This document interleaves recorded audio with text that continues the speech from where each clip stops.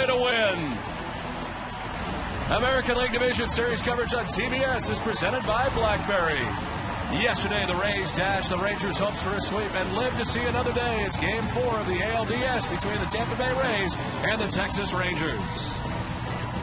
Hi, everybody. I'm Don Rosillo along with Buck Martinez. Welcome to Game 4. The Rangers have never won a postseason series, and yesterday lost Game 3. During the regular season, a recurring pattern for the Rays all year was good eighth innings, and yesterday they had a good eighth inning at a crucial time. Well, it sure was a big eighth inning, Don. Joe Madden has preached late all year long to this ball club. They have outscored their opponents now by 63 runs in the eighth inning. Dan Johnson got it started with a one-out double to get into scoring position for Carlos Pena, who delivers his first hit of the series to drive home the pinch runner Desmond Jennings to tie it. Then Neftali Feliz made a mistake with an 0-2 slider to John Jaso, who drilled it right back up the middle to give the Rays the lead. The eighth inning has been very good for this team all year long. And then for a little icing on the cake, the ninth inning. Crawford against Feliz hits the home run into the bullpen, and Pena comes back with a two-run shot. The momentum is squarely in the Rays dugout at this time. They did it with a late-game surge against Texas. On the mound today for the Texas Rangers is Tommy Hunter, the best winning percentage in the majors at 7-0 right here at the ballpark in Arlington. The Rangers would like to finish it up right here. Well, they sure would. Tommy Hunter has been a winner his whole career, and he's pitched very well in a tough pitcher's ballpark. Traditionally, he's a fly ball pitcher, but he's developed a good cut fastball and a changeup to neutralize those fly balls. The one thing about Hunter is he believes he can beat anybody, anytime. Wade Davis for Tampa Bay has been hot. Right now, he's throwing the ball as well as he has at any point of the season. He's 7-1 over his last 13 starts. His velocity is up, and Tampa Bay believes that Wade Davis is a guy that can push this series to a Game 5. It's Game 4, and it's right now on TBS.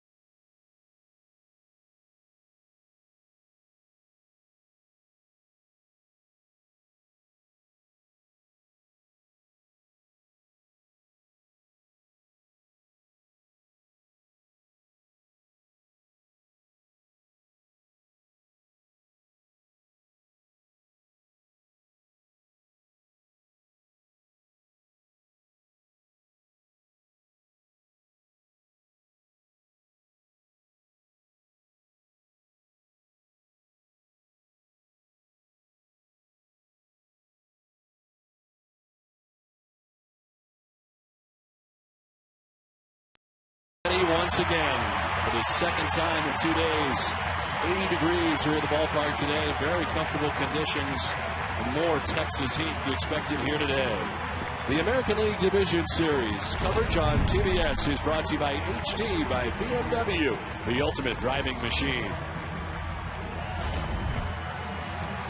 Let's check out the Tampa Bay Rays starting 9 as they come into this game 4 after a victory last night to keep their hopes alive in the 2010 season. It is leading it off the top of the order, John Jaso, Ben Zobrist batting second for the Rays. Carl Crawford is in left field. Evan Longoria at third base is at a tough and quiet series, just 1 for 12. Carlos Pena erupted yesterday. Matt Joyce is in right field batting sixth with Dan Johnson, the DH.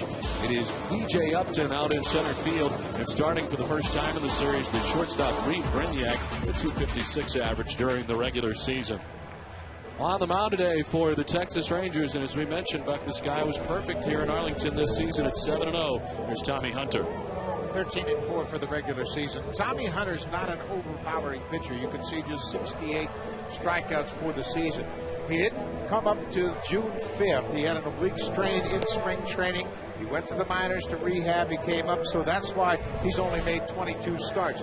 His stuff is really kind of interesting because he relies an awful lot on the movement of his cutter to neutralize the left-handed bats and the changeup to take care of the right-handed bats. He's traditionally a fly ball pitcher in a tough fly ball ballpark, but those two pitches have helped him keep the ball down and get a few more ground ball outs. Defense in this series has been exceptional, especially on the hard hit balls. A lot of good defensive alignment. Murphy, Hamilton, and Cruz in the outfield for Texas. Left side of the infield, the Gold Glover Michael Young teams up with Elvis Andrews, Ian Kinsler, and Mitch Moreland on the right side. And the veteran Benji Molina is back behind the plate again this afternoon. Second straight game that John Jaso has led off for the Tampa Bay Rays. Jaso leading off in game 3. He was the first catcher to do so since Jason Kendall back in 2006. You see the conditions here. Beautiful Arlington, Texas right now. Blue skies above it, some high skies for the outfielders to deal with it. One thing we won't be dealing with is those tough shadows we dealt with in early portions of last night's game. It was interesting. Tampa Bay never complained about the shadows. On the other hand, the home team, Texas, felt like that was a real challenge for their hitters. So here we go. It is game number 4 of this series. The Rays have lived to see another day and trying to get this series back to Tropicana Field. As the first pitch of this one is in there for strike 1, and we're underway. This crowd is loud as they were in yesterday's affair. Got quiet in the end, as you might imagine, as the Rays did their damage late in the game. 0-1 to Jaso is just off the outside edge, and it's 1-1.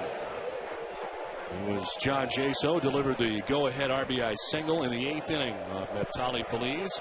Scored Carlos Pena. And the Rays doing their damage late. As the 1-1 misses high and inside, it's 2-1. Now, Jaso against Tommy Hunter is going to make him throw a few pitches. He's unusual in that not only is he a catcher leading off, but he's got a pretty good eye at the plate. He's very patient, and he's a tough 2-strike hitter. As we saw in yesterday's game, he had an 0-2 single. Takes another pitch, and it's ball 3. He has been part of Joe Maddon's lineup. When there's a right-hander on the mound, he's been consistently leading off. And you look at the catchers who have done it in the past.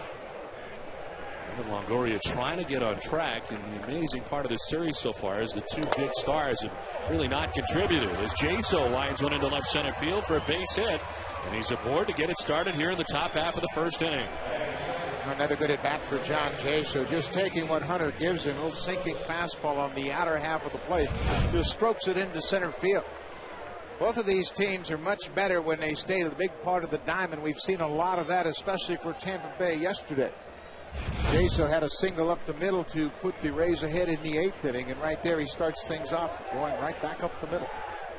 The lead runner on here for the Rays. We talked to Joe Maddon before the game about their running game not being a factor. It's just a lack of base runners, he said. They still want to be aggressive. That's their game. Of course, leading the American League in stolen bases the last 3 years. They just haven't had that many chances to play their game. He said both teams have done a good job of keeping the impact base runners off base.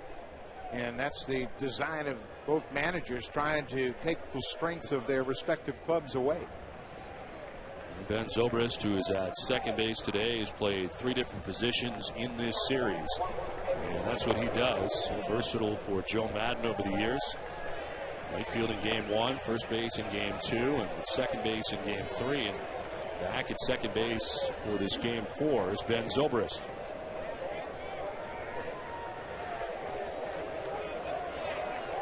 So held on at first base by Mitch Moreland.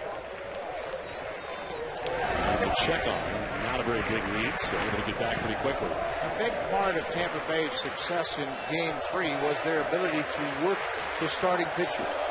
Colby Lewis threw a lot of pitches. They got him out of the game early. Wilson and Cliff Lee, the previous 2 starters, didn't allow Tampa Bay to look at a lot of pitches. We asked Ron Washington about who is available and who's not available in his pen. And the first guy you think of, just because he's worked in the first 3 games a lot, has been Darren Oliver. And he says no, he is available for today's game. Everybody is at this point, and that includes C.J. Wilson, who we could see in this game, his regular side day. So like Cliff Lee in last night's game, you may see him out in the bullpen if need be. And they hope that that is not the case today. Silver is trying to hold up, but he does go around. Again, late movement from Tommy Hunter. He will elevate the pitch from time to time, but his goal is to keep the pitch down. You can see the target by Molina. That cut fastball really confused Zobrist.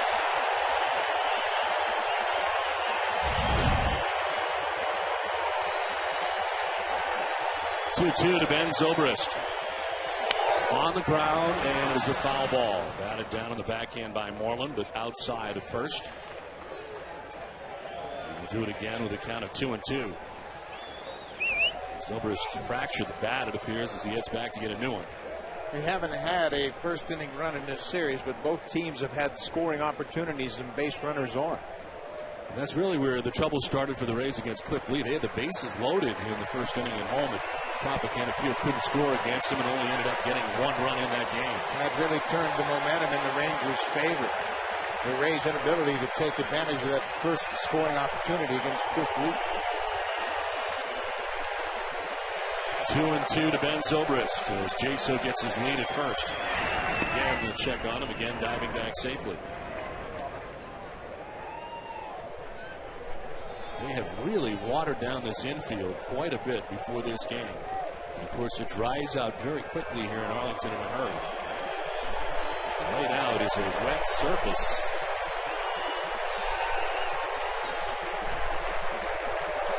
Zobrist fouls it off, stays alive. It'll be dust by the second. This Texas sun beating down on that infield, and they try to keep it as moist as possible to eliminate the potential for bad hops, but it dries out in a hurry. Beautiful day here. Perfect conditions. I mean, there's a breeze, but wind shouldn't be a factor. You and I have both been here when it's 110. This is outstanding. There's the 2-2, strike 3 to Ben Zobrist. Tommy Hunter gets his first K of the day. Tommy Hunter is just 24 years old, but he's unflappable. He believes that this is his home ballpark and he can dominate here. Makes a great pitch with that sinking fastball, catches the outside corner. Remember, he's 7-0 in this ballpark, and for his career, he's 22-12. He's all about winning.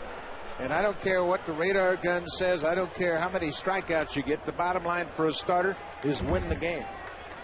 1 out, 1 on. Carl Crawford, the batter, and a big day for Crawford yesterday. Goes to first with it. Moreland will go to second for 1, back to first, and they turn a double play, even with Crawford running. The Rays are retired in the first. The Rangers are coming up in Arlington next.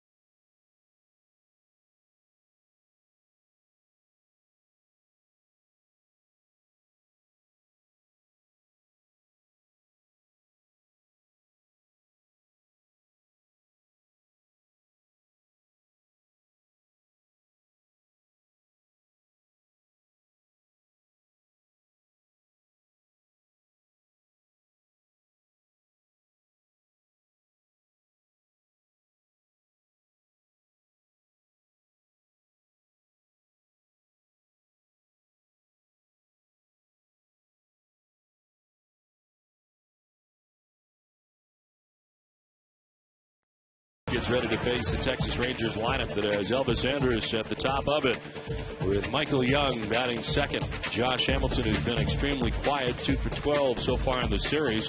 It is Vladimir Guerrero in the cleanup spot, with Nelson Cruz in right field. Ian Kinsler plays at second base. David Murphy is in left field for the second straight game. The groin is fine, and he's back out there again. Benji Molina gets his third start of the series, and it's Mitch Moreland at first base who rounds out the starting 9, 1 for 7 so far in the ALDS. As Elvis Andrus says hello to home plate umpire Bill Miller first as he gets ready to lead it off in the home half of the first inning for the Rangers, and it's Wade Davis on the mound for the Rays. Wade Davis finished up very strong. He had a 12-win season. That was the second most wins for a rookie behind Jaime Garcia of the Cardinals. And the big thing about Davis is he finished up with an awful lot of confidence. Went on the DL August the 10th with the right shoulder strain. His toughest month of the year was June. He was 0 for 5 in 5 starts, but rebounded to go 7-0 in his next 10 starts. As this one is slap foul off to the right. All of the right-handed starters of Tampa Bay are very similar. They're 4-pitch pitchers, and they all have a very good curveball. Joe Madden told us that if Davis can get that curveball over for strikes early in this ball game, that'll give him an added dimension that Matt Garza used so effectively yesterday. Not great memories for Wade Davis in pitching here in Texas. His only career start in Texas came on June 4th in Arlington. He took the loss, gave up a season-high 8 runs in that outing, and a season-low 3 1/3 innings and a 9-6 loss. Joe Madden told us that this is a much different Wade Davis this time around than the guy that was on the mound for that start. Yeah, he didn't have the velocity. That was prior to his shoulder problems, but he has rebuilt the strength, regained the velocity, and as we mentioned, he's pitching with an awful lot of confidence right now. Ready with a 2-2 pitch to Elvis Andrus. And it is just inside. 96 on the fastball and a full count. Now you can see the stuff for Wade Davis is very legit. Got a big fastball, throws a curveball, throws a slider and a changeup.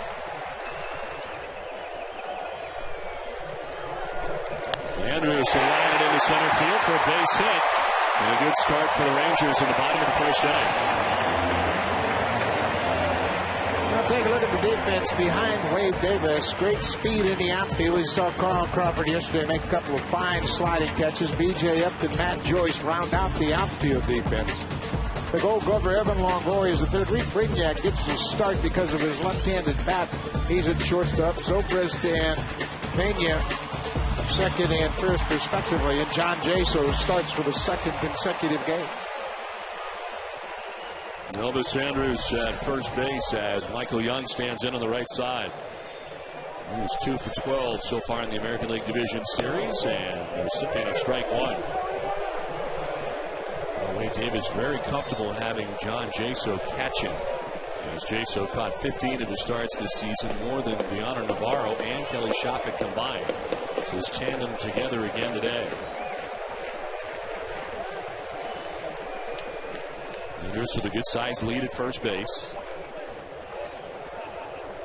As Young will take a pitch for a ball. 95 on the fastball. Now, you mentioned the battery working so well together, and it's all about timing and rhythm and confidence. Jaso knows when Wade Davis is most comfortable, so he will put him in those situations. Go to his confident pitches in tough situations, not ask him to do something that might be to the weakness of the hitter, but away from the strength of Wade Davis.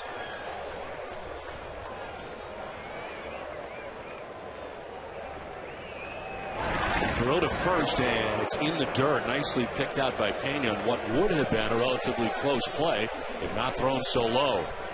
As Andrus dives back, and a nice pick by Pena at first. Now, this is a similar play that Elvis Andrus caused James Shields to throw an error on a pickoff throw. At that time, Zobrist was the first baseman, not the Gold Glover, Pena.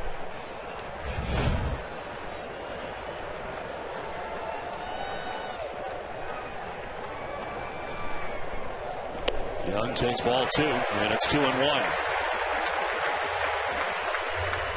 Throughout this series, base runners at first have slowed the pitcher's tempo dramatically on both sides. Dave Martinez, the bench coach, is responsible for controlling the running game. He'll pass signs on to Jaso behind the plate.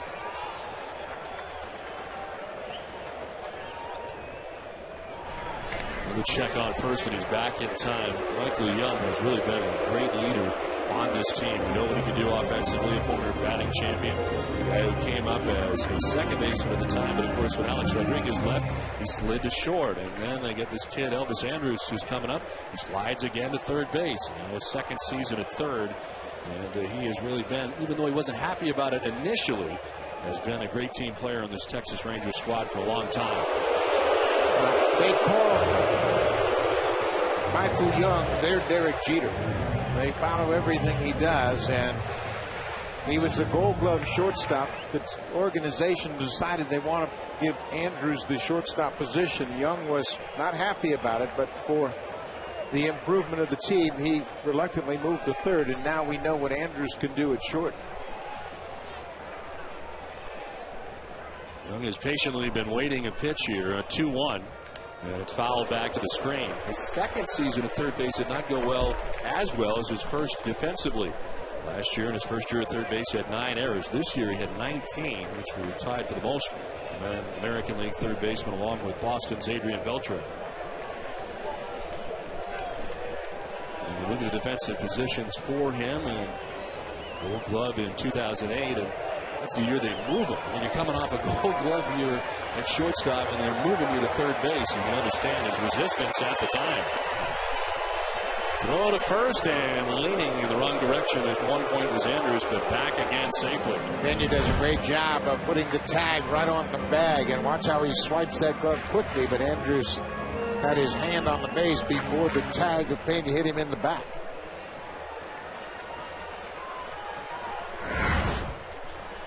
And the good size lead for Andrews at first base. Young with a swing and a miss and a strikeout for Wade Davis, his first K. One down.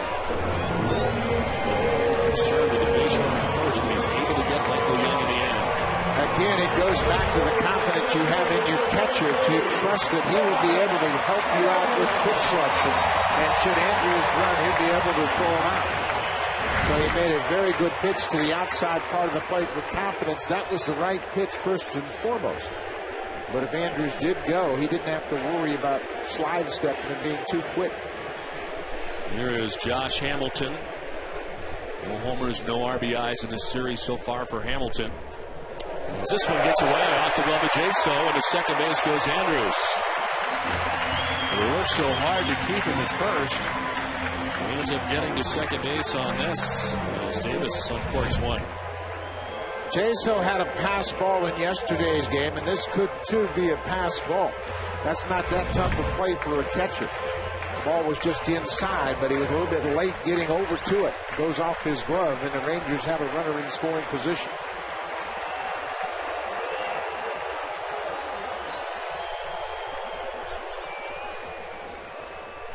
They do charge him with a pass ball that gets Andrews to second base as Hamilton takes a pitch outside. The Rays have done a great job of minimizing the impact of Josh Hamilton.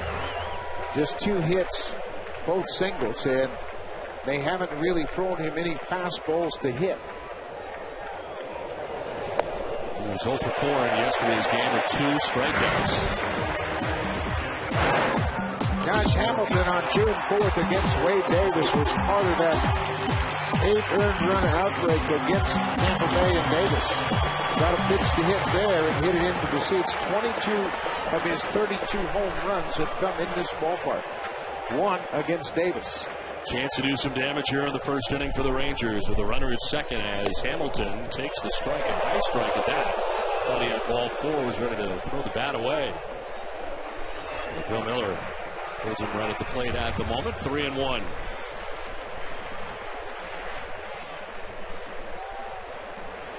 Well, a huge sample size, but success, no doubt, for Josh Hamilton against Wade Davis. Gander at second, and the 3-1 is up high in there. Here's ball 4. So Hamilton down to first base. Tampa Bay still not giving Hamilton a good fastball to hit. They're teasing with the fastball, but they're going to make him hit breaking balls. Everybody in that lineup, they're not going to let him beat them, even in the first inning as they walk him.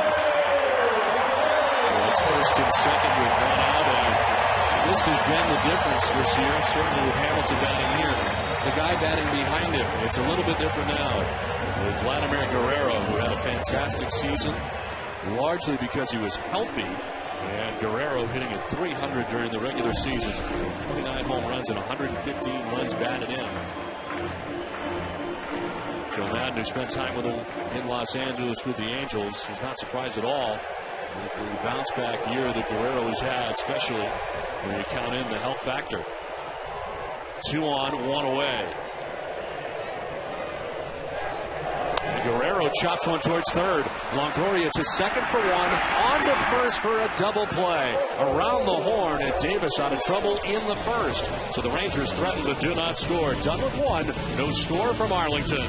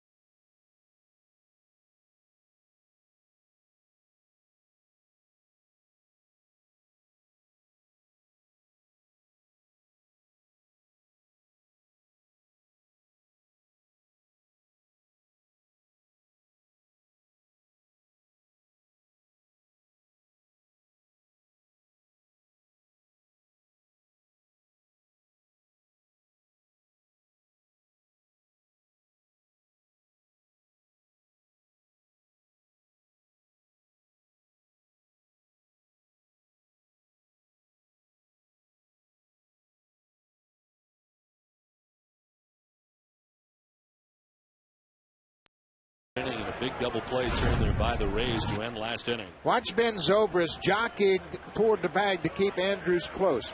Right there, the pitch is being delivered. Look where Zobrist is.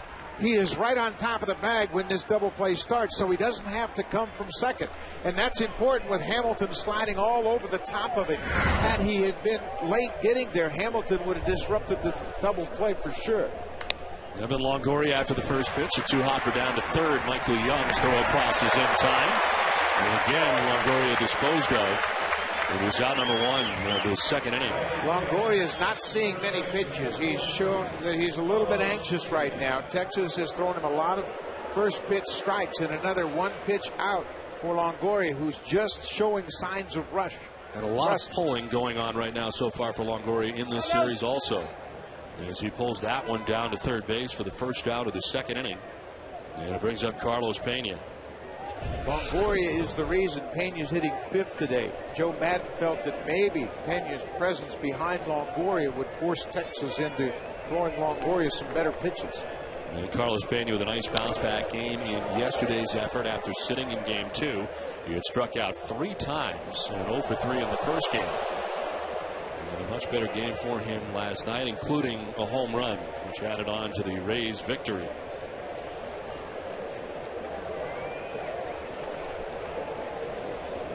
Of course, the huge 8th inning RBI single off Darren O'Day. He came around eventually to score the go-ahead run, too. As he takes a pitch inside, and Joe Madden hopes that that's what gets Carlos Pena going.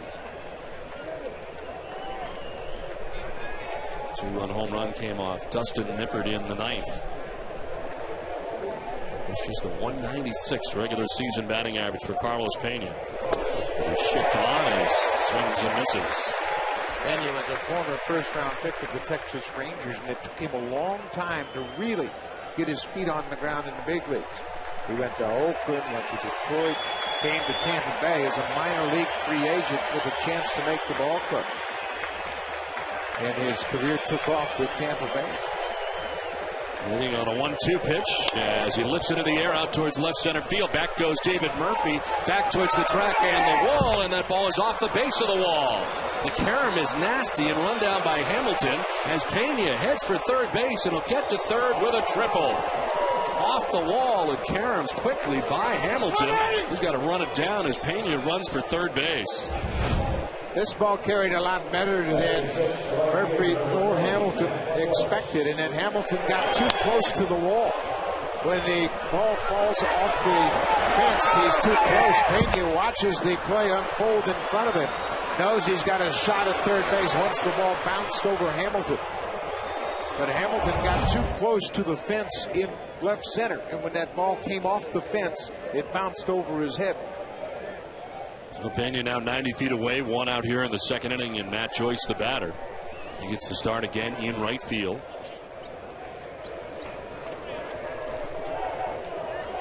And Joyce takes ball one away. We have talked about the theme of productive outs. Right now, Matt Joyce hits it on the ground, infield, anywhere but third and pitcher. He picks up an RBI with an out. Joyce hits it in the air to shallow right. Out is Kinsler. In is Cruz, and it's Kinsler can't make the catch. And from third comes Pena, and the Tampa Bay Rays strike first as they take a 1-0 lead. Kinsler backpedaling, Cruz coming in, and it ends up in behind Kinsler and in front of Cruz, and the Rays take a 1-0 lead. Kinsler has to turn around and run after that ball. You can't backpedal. By backpedaling so far, he never got up enough speed to move under the ball. The ball keeps drifting away from him right here as he backpedals. Cruz is coming from the outfield, but if Kinsler turns around and runs, he catches this ball easily. They charge him with an error. And a miscue here that allows Pena to score and the Rays to take a 1-0 advantage as Dan Johnson stands in on the left side. And they quiet this Rangers ballpark pretty quickly as a runner off at first base in Joyce, and he will take second base on a swing and a miss for Dan Johnson, who did not make contact. A first pitch breaking ball, and Joyce picked a great pitch to run on. Molina caught the ball down and in, and by the time he caught it, he didn't have much of a chance to throw it. See where he catches it, can't find the handle, bobbles the ball. And the Rays have another runner in scoring position. Johnson sends it foul down the first baseline. He's starting to do a little bit more of the way they play. And as Joe Madden said, we didn't see the way we played during the regular season in games 1 and games 2. Game 3, that's how we play. On offense for sure, but even on defense, they kicked it around a little bit in the first 2 games. But in yesterday's game, they played very well defensively. Snagging some line drives. Crawford made 2 sliding catches in left field. Time called as Hunter was ready with the 0-2 pitch. And for Tommy Hunter, he did have his only complete game of the season against the Rays. He went the distance. His first start of the season back on June 5th at home against the Rays. 1 run. Only appearance where he didn't walk a batter. And so far has not walked a batter in this outing. 0-2 is up and away, and it's 1-2 now to Dan Johnson.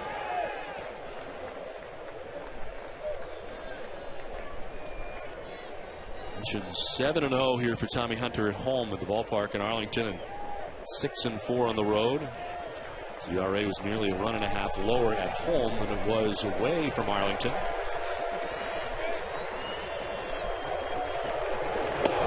Johnson takes it inside, and the count evens at 2-2. because Hunter is pitching from behind, the Rays hitters have a few more opportunities to look at speed, look at velocity, get an idea about the spin on this breaking ball. They didn't have that opportunity in the first 2 games of this series. Johnson grounds it back past the mound up the middle. It is cut off by Andrews, who spins and fires and gets the out. The shortstop coming to the right side of the infield to cut that one off.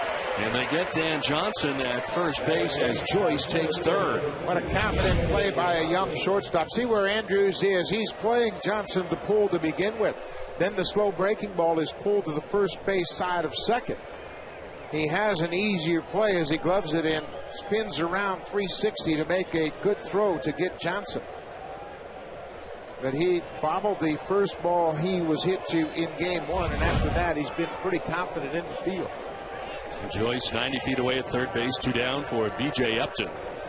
And Upton sends one down the right field line. It is curling foul and into the seats. You certainly get a sense this is a totally different Rays team at the start of this game. After the 8th and 9th inning in yesterday's game, Pena got a big hit, then he gets the triple off the wall in left field. They cash in early. Joe Madden sensed that it was important for his team to get a lead to eliminate the emotional aspect of this ballpark. For B.J. Upton, who had been hitless in his first 10 postseason at bats until the 6th inning, his RBI double in Game 3, which tied the game for the first time 1-1. And he started all 4 games of this American League Division Series in center field. After the 1-1 with a swing and a miss. Only Hunter trying to get out of this second inning with minimal damage. 1 run is in. Matt Joyce at third base with 2 down.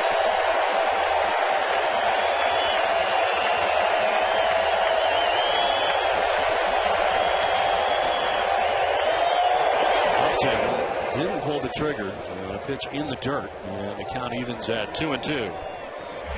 Hunter's got that good curveball, and you can see how Molina, anticipating the ball might be in the dirt, goes to his knees quickly and plugs up the foul hole.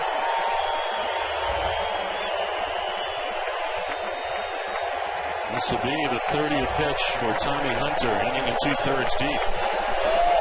And it's a foul ball off of B.J. Upton, and stays alive here, 2-2.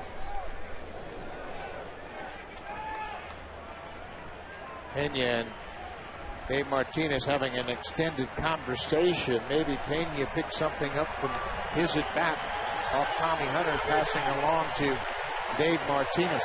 See if he can help decipher something. Upton with a swing and a miss and strikes out, and Hunter does get out with minimal damage. However, the Rays have scored first. It's 1-0 Tampa Bay.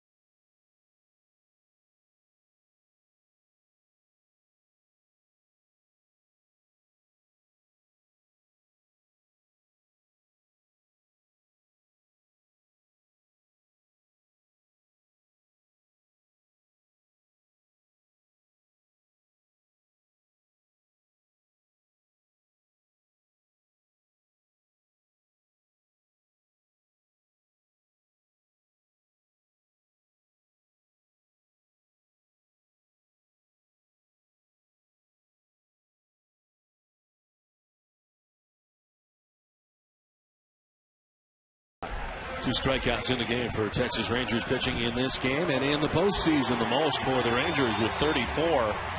Tampa Bay Rays with 23 so far. The San Francisco Giants in between. Braves and then the Yankees. And of course the Yankees making quick work of the Minnesota Twins and sweeping their series.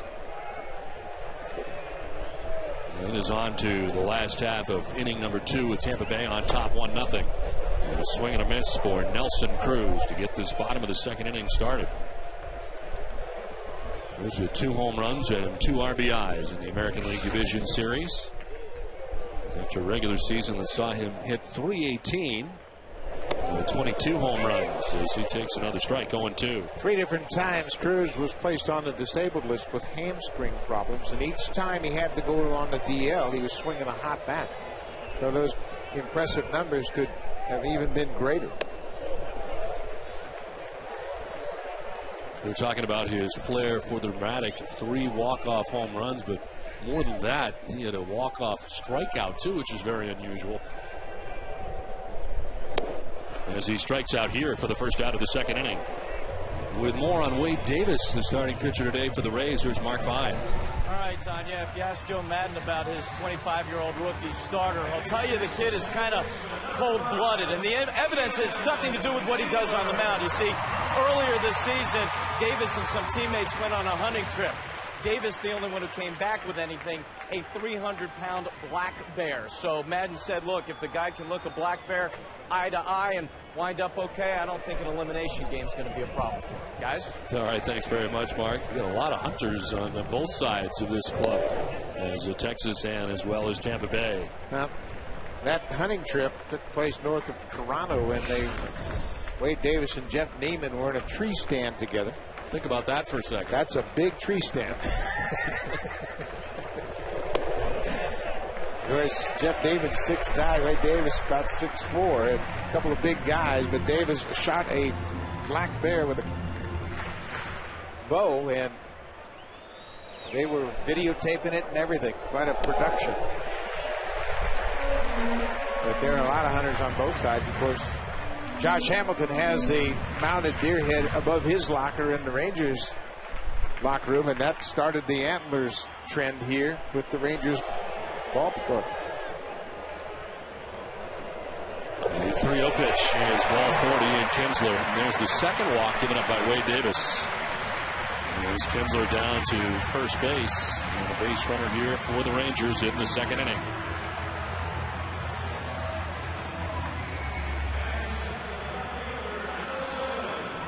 Here comes David Murphy, bothered by a groin pull that kept him out of the last few games of the regular season and the first 2 games of the American League Division Series. Back in there yesterday. Ron Washington taking him out of the game in the 7th inning yesterday for defensive purposes, and Julio Bourbon in left field. Murphy is all right and back in there again today as they check on Kinsler at first base, back to the bag. Yeah, Murphy had a single in his first at bat. You can see B.J. Upton, the center fielder, is shaded to the right field side of center. There's a big gap in left center. I believe Murphy's got the ability to drive that ball to the opposite field and take advantage of that gap, especially if they're going to pitch him away. His base hit in yesterday's game went to the pull side of the diamond, but he's got some opposite field power. Prior to the injury, he was having a great end of the season at .355 in September at 17 RBIs in 23 games in the month of September. For having the groin problem on a stolen base bid as he slices this one foul off to the left and out play. Both of these ball clubs have done a great job of aligning their defense according to who's pitching. But your defensive alignment can be blown up if the pitcher doesn't hit his spots and execute the game plan. That's why we've seen so many line drives throughout this series hit right at defenders.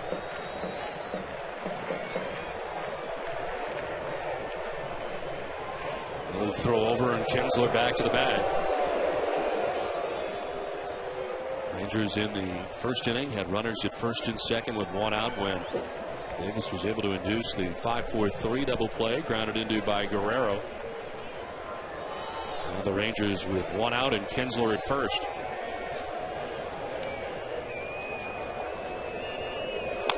Murphy gets a piece to stay alive.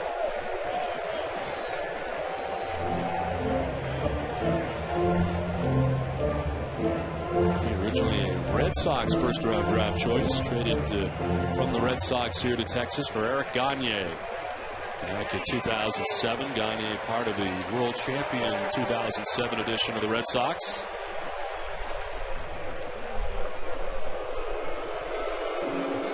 Murphy would fit right into what the Red Sox are doing right now with his athleticism. Certainly, the Red Sox in general got a little bit older, but now with Daniel Nava coming up, Ryan Kalish coming up, Murphy would fit into that outfield very well.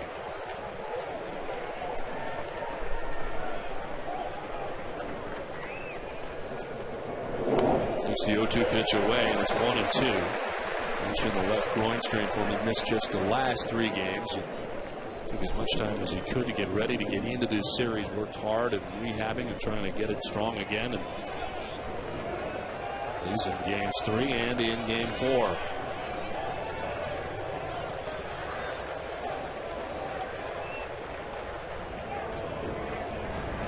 The throw over, and Kinsler back.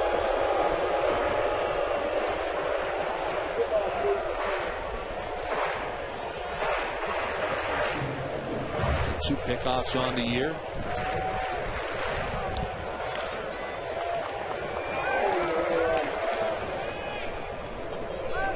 Down and in, and sliding to his right is Jaso as the count evens at 2-2 to David Murphy. John Jaso's improved dramatically in his ability to block the ball. Slides down to his right, takes the short hop in his glove. The technique was perfect. But back in spring training, Joe Madden was so upset at him, he told him, you're not going to make the team until you improve your blocking ability.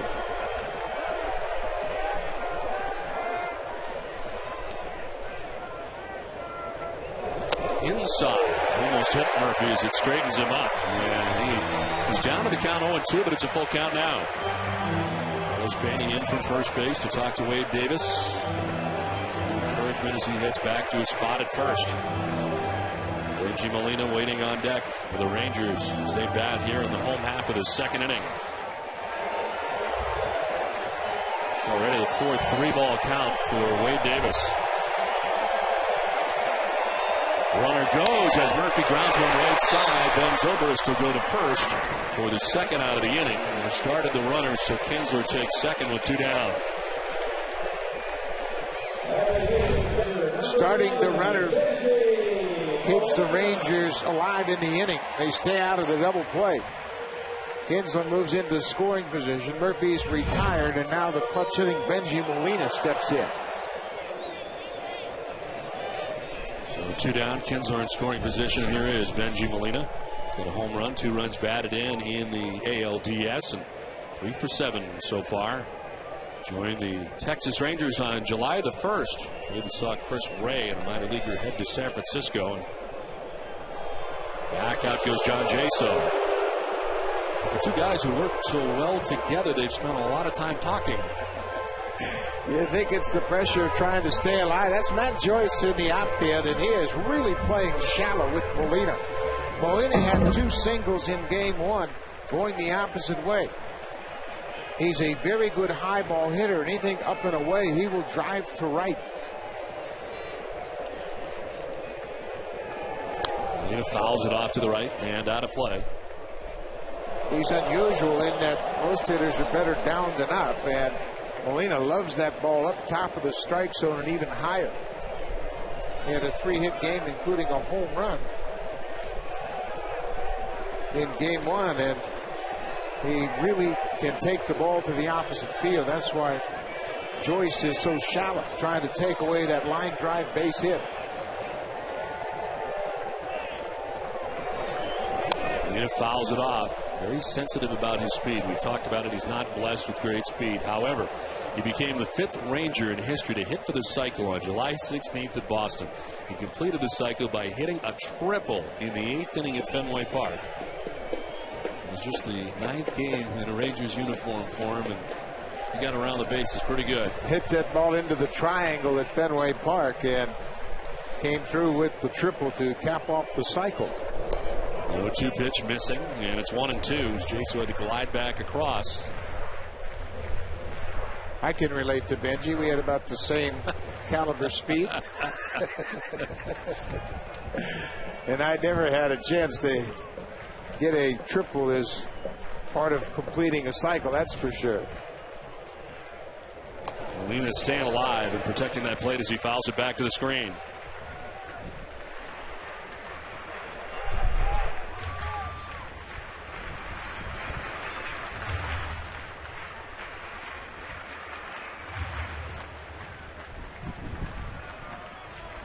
Kinsler with his walking lead at second base with 2 down.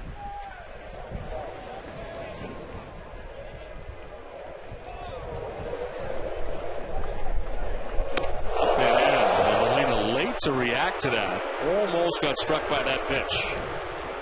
And just trying to hang out and protect the outer part of the plate. You can see how late Molina is reacting. The ball was actually past him before he bailed out. You know, picking up the baseball is not an issue here at this time of day as it was yesterday with the later start. But Molina really was late picking up that ball. 2 balls, 2 strikes, 2 down here in the second inning as Davis ready again.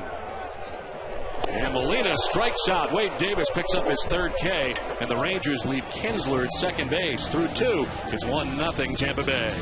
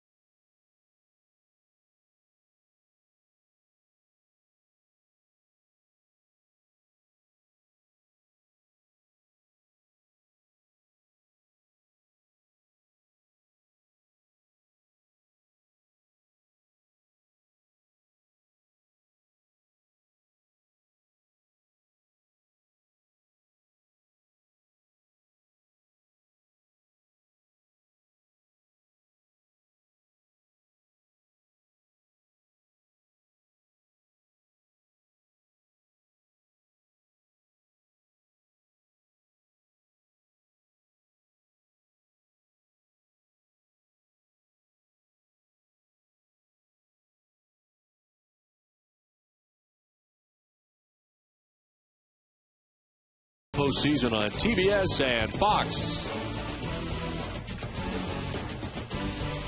We'll move along to inning number 3 back at Rangers Ballpark in Arlington. As the Tampa Bay Rays, who secured Game 3 of this American League Division Series here last night, have taken a 1-0 advantage through the first 2 innings. And the number 9 man, Reed Brignac, who leads it off here for the Rays. Brignac will be followed by Jaso and Zobrist here in the 3rd against Tommy Hunter. Hunter giving up an unearned run in the 2nd inning as an error charged to Ian Kinsler would lead to a run for the Rays scored by Carlos Pena, and it is the difference in this game.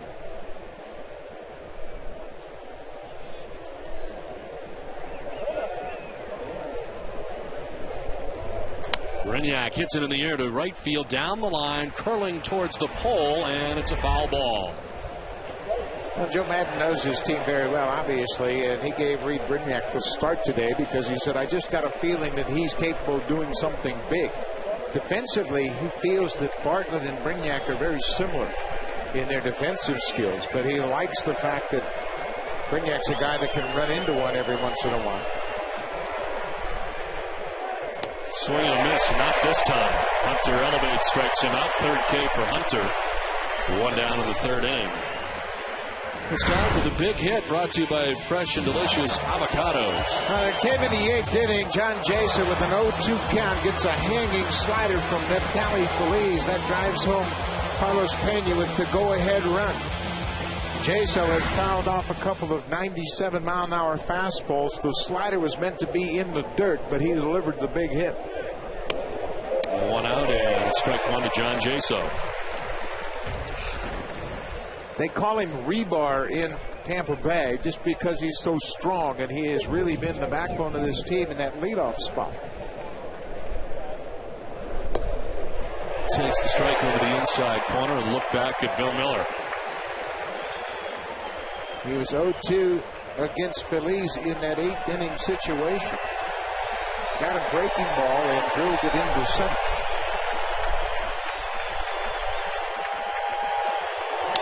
This one's on the ground right side. First baseman Moreland to flip for Hunter for the out, and there's 2 down. That was the cut fastball that Tommy Hunter has implemented so effectively. It's great against left-handed hitters like Jaso. Watch the late movement right in on his hands, and he's handcuffed. The ball dribbled to first base, an easy out. So 2 down here in the third, 4 in a row. Retired by Tommy Hunter. And it brings up Ben Zobrist, who struck out looking back in the first inning. With 3 strikeouts for Hunter. Zobrist takes strike 1.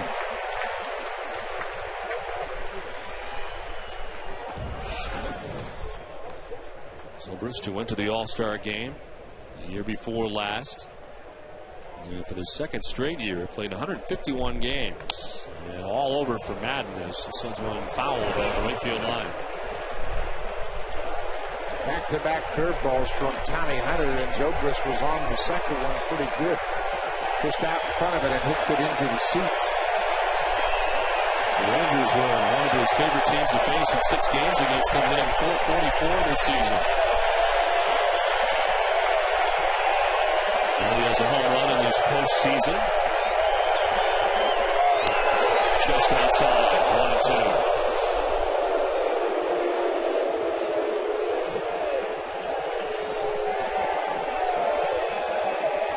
With 3 Ks through 2 2/3 innings. Zobrist to right, on the move is Cruz. He will not get there as it drops in for a base hit. And Ben Zobrist is aboard with a 2-out single.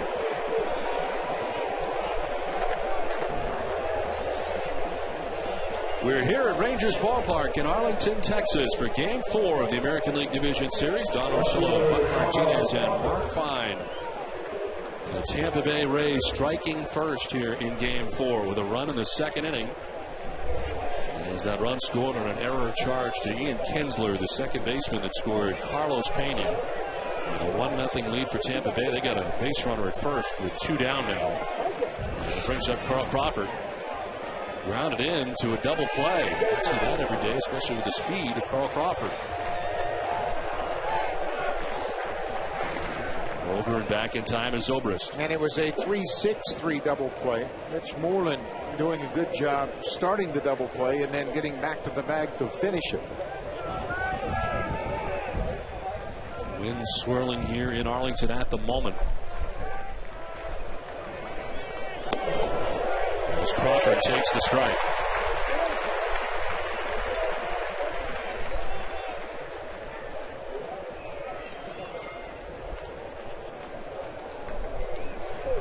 No doubt, when the Rays won last night, you could tell there was a big momentum shift. But the old adage is, you're only as good as the next day's starting pitcher that you face, and that can change in a hurry. Well, it sure does, and we mentioned how good Tommy Hunter has been in this ballpark. He's 7-0 for the season in this ballpark.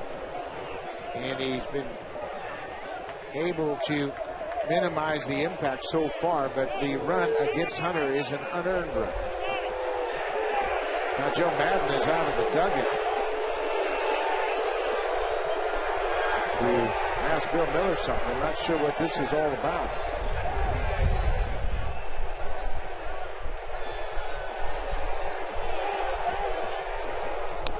fouls it back to the screen and is down 0-2. The conversation continues here for Carl Crawford and Bill Miller, and again Madden making his way out. Well, this is about the first pitch.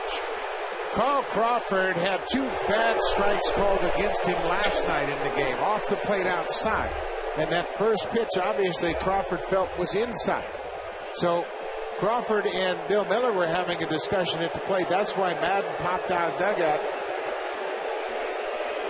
And I'm sure all Madden is saying right now is, hey, this is a tough game. Let's don't lose our cool and eliminate one of the good players in this series.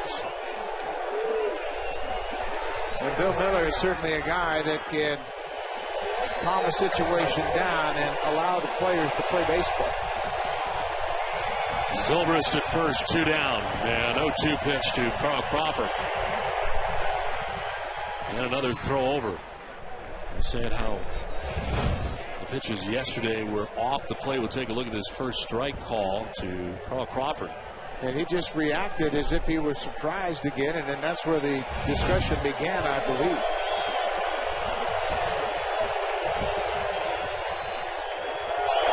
Crawford fouls it off himself. We're mentioning how hard it is to see Crawford ground into a double play. Doesn't do it very often during the regular season. He grounded into 2. So he grounds into 1 here in the first inning. Now bats in the third with 2 outs and Ben Zobrist at first.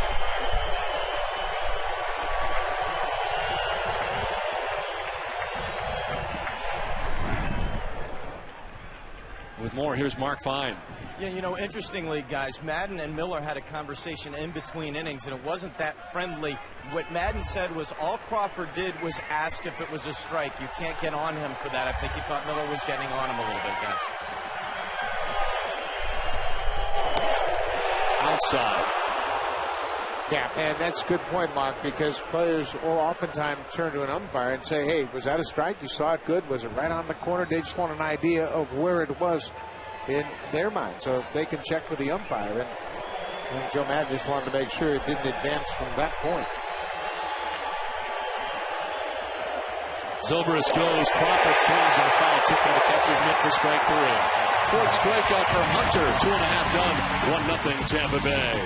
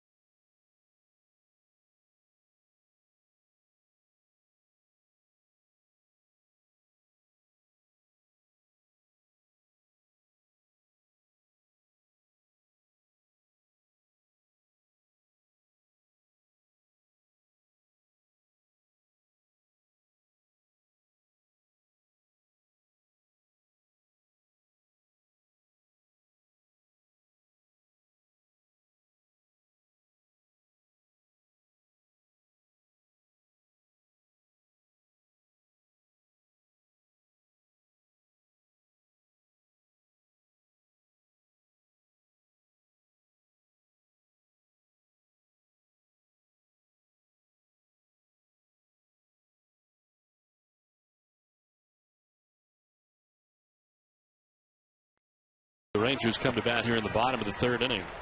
Conversation again for the 3rd time in between innings between Joe Madden and home plate umpire Bill Miller. And Madden came out of the dugout to continue their conversation. There's a couple of things it could be. The Crawford situation of questioning where the pitch was, or it could be Crawford backing out of the batter's box. And Miller says, hey, you got to stay in the batter's box now, and that's one of the pace of the game kind of initiatives. But Crawford, and oftentimes you've seen it a lot, where batters will voice their displeasure silently by just staying out of the batter's box. Questioning the home plate umpire strike zone, and Miller may have just said, hey, Carl, stay in the batter's box. Mitch Moreland leading it off, getting his first at bat of this game 4. And Moreland takes the strike over the outside corner. Moreland had a double in the 3rd inning and came in to score the first run of the ball game in yesterday's game. After the double, he advanced on a pass ball by Jaso in a bunting situation. And a swing and a miss. Briefly gets away from Jaso, so he's got to throw him out, and does. It is the 4th strikeout for Wade Davis, and there's one down here in the 3rd inning.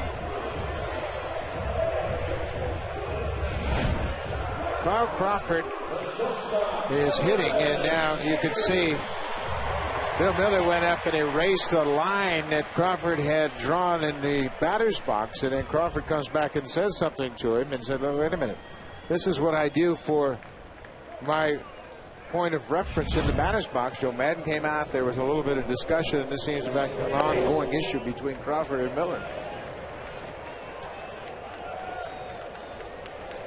One down here in the 3rd inning, Elvis Andrus. That's a fly ball to right field. Joyce was playing shallow, goes back, and it's going to be over his head and back to the track and the wall. Andrus will pull it up at second base, and he's 2 for 2 in the game. Joyce playing it very shallow and right, and that one gets back to the track and the wall, and Elvis Andrus stands in scoring position with 1 out. We had talked about Matt Joyce playing shallow in right, and Andrus takes advantage of it. Trying to go down and away, they leave it up out over the plate, and he rides it over the right fielder's head all the way to the wall in right.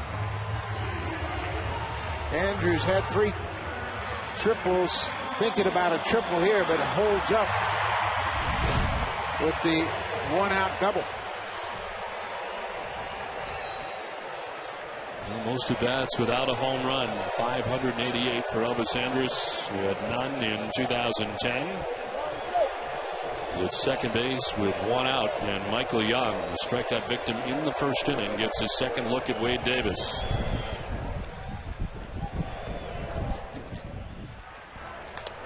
To right field, Joyce moves in and over to make the catch, and Andrus cannot advance. That time playing shallow worked out great, and there's a line pretty good as Young is retired for the 2nd out of the inning. Young thought he hit that ball better than the results would indicate. He was questioning where that wind was flowing, because that ball looked like it came off the bat in pretty good shape and then died in front of Joyce. Andrews from second base didn't think the ball was going to carry, but it actually died. Joyce had to come in to make the catch. Tough to figure the wind here with this ballpark that is closed in all the way around, but it does appear to be a swirling wind here at the moment. At times in. With 2 outs, Andrus at second base, and here is Josh Hamilton, who walked in the 1st inning. And a swing and a foul. He's seen very few fastballs so far in the division series, and not much to hit. At the start of this series, Ron Washington told us sometime, somewhere in this series, somebody's going to make a mistake and throw Hamilton a fastball out over the plate. And when they do, he is going to make it pay. We haven't seen it yet in this series. Kickoff play at second, spiraling and bluffing is Wade Davis. Andrus having a dive back.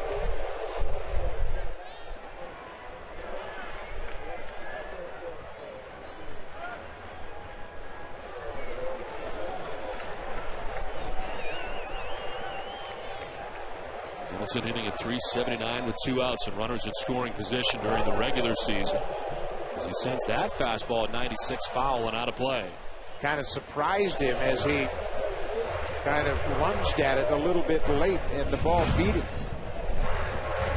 You can see that ball is by him before he can make contact. Davis beat him with a good fastball. Now you've just got to believe they're going to bury a couple of breaking balls in the dirt.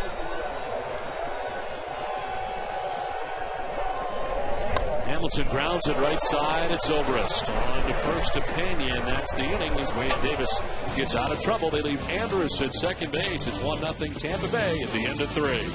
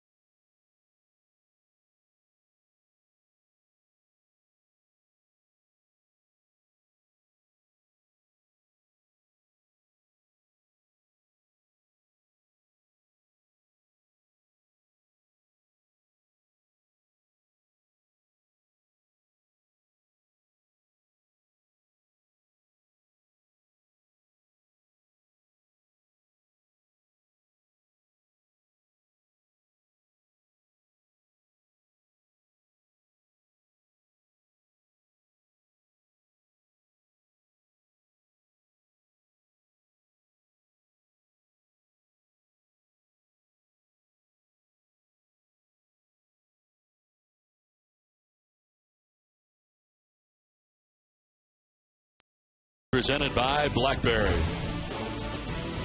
Let's on to the 4th inning back at Rangers Ballpark in Arlington. And it is 4, 5, and 6 for the Tampa Bay Rays, who have a 1-0 advantage. Evan Longoria, Carlos Pena, Matt Joyce to face Tommy Hunter. Longoria sends one out towards left center field and the gap, and that ball will get back to the track on the wall. Longoria will scamper to second base with a double to begin things here in the 4th inning. Only the second hit in the series for Evan Longoria, and it comes on a mistake fastball. Trying to go away. Look at the target by Molina, and they miss all the way across the plate inside. That's the one pitch that he can hit right now after missing 10 games at the end of the season. He's stronger on the pull side of the diamond than he is to the opposite side of the field. So the mistake fastball he takes advantage of. He's still not running very well. You can see him laboring around the bases and just kind of coasts into second. He's been out there trying to stretch it out ever since as well. It is the quad problem. It kept him out of the end of the year, but he's been in this ALDS. And at second base now as Carlos Pena stands in and takes a hack, and it's strike 1. Pena tripled in the second inning. The ball in left center field. It bounced off the wall, ricocheted by Josh Hamilton, and by the time Hamilton could get it, Pena was standing at third base. He would score on the error committed by Kinsler. He's still uncomfortable at second base. Pena with a swing and a miss, down 0-2. This Texas team has the ability to strike out hitters. We showed you they're leading the postseason teams.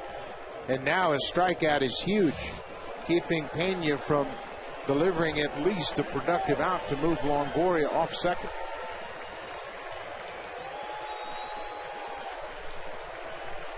They're into the shift with Kinsler in short right field, about 3 strides on the outfield grass. As Pena sends one foul and out of play. His triple in the second inning was his first of 2010. He had none during the regular season. And again, as it turned out, Hamilton just got too close to the wall out there in left center field. Murphy and Hamilton converging on the ball. Murphy goes to the wall. Hamilton got too close to the wall when the ball came off the warning track. It bounced over the center fielder's head, and Pena ended up at third.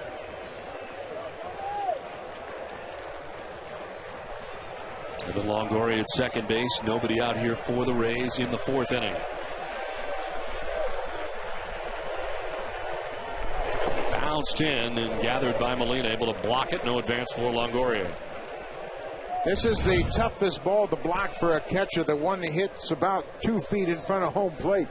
You're never really sure where it's going to bounce. The curveball will bounce higher than the slider, and Molina did a heck of a job of keeping that ball in front of him. Curveball bounces higher because it's a bigger angle as it hits the dirt. The slider will hit and scoop. And it taps the 1-2 foul. We'll do it again. Rays have been able to collect 4 hits so far off Tommy Hunter.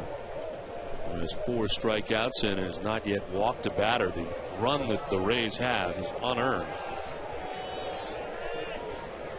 With Longoria at second with the bad leg, and the Rangers outfielders with such good arms, Tom Foley, the third base coach, really has to factor in a lot of different issues before he waves Longoria home should there be a base hit. Hamilton with the strongest arm. Cruz throws very well and very accurate. Pena reaches out and sends it into left field for a base hit. Longoria coming around from second base. He'll score the second Rays run as the throw to second is not in time, and Carlos Pena has driven in the Rays' second run, and it's 2-0 now, Tampa Bay.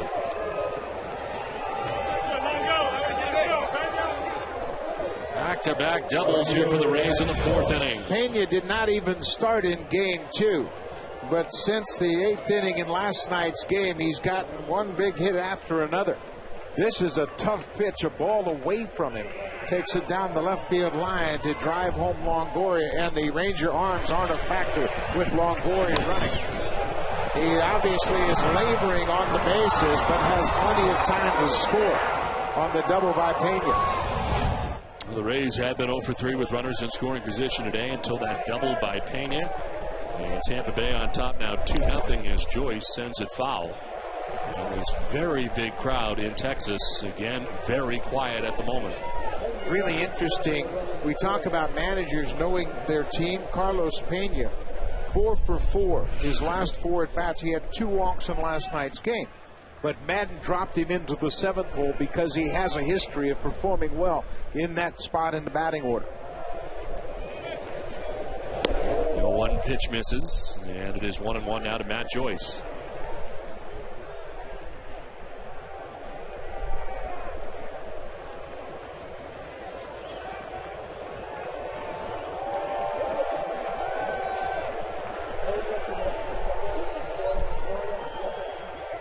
Check swing foul over to the photographer's well by the Rays dugout. And it's a ball and 2 strikes to Matt Joyce.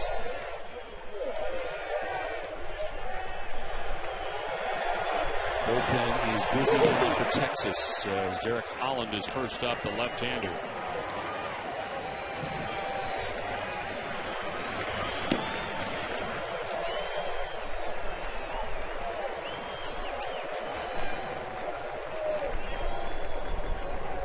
Joyce hooks it foul down the right field side. The atmosphere at this ballpark has been eliminated. They were really fired up to start game 1, fired up again here to start the second game in this ballpark.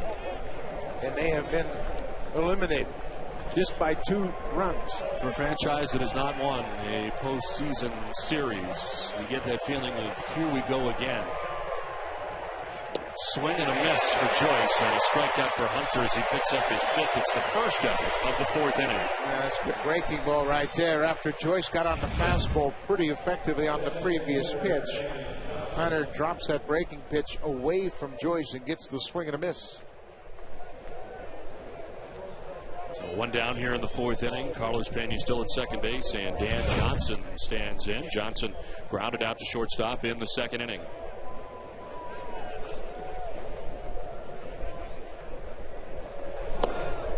And he takes strike one from Hunter. Dan Johnson had a big double in last night's game off the left-hander Darren Oliver with one out in the eighth. That sparked the comeback.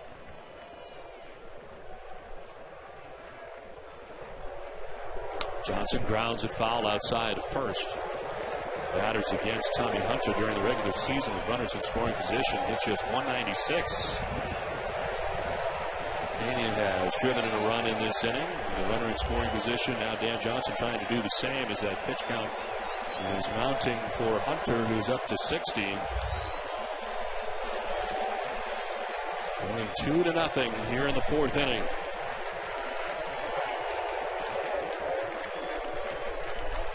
Johnson taps it foul again. You mentioned 196 with runners in scoring position. Pretty impressive number for a young pitcher.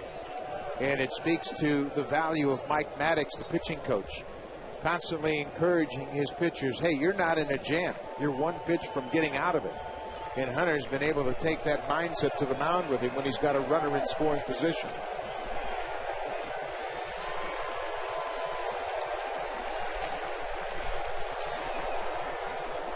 Buffs off the backside. One thing he did get, Buck, was a lot of run support during the course of his season.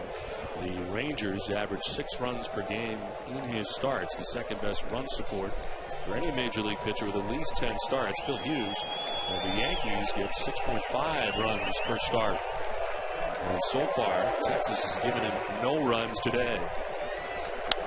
There's a pop-up and foul ground. Molina gives it a look, but that'll get back and out of play. That's always an interesting stat, is run support. Oftentimes, a team will recognize a pitcher's ability to win.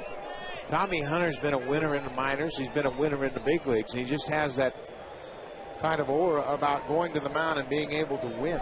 He was 20-15 in his minor league career, 22-12 in his big league career. And he just kind of gives you a comforting feeling that when Tommy goes to the mound, we're going to win. And a swing and a miss and a pitch in the dirt that gets away from Molina, so he's got to throw him out, and he does. Back-to-back strikeouts for Hunter as Johnson becomes the latest victim, and it's 6 Ks for Tommy Hunter.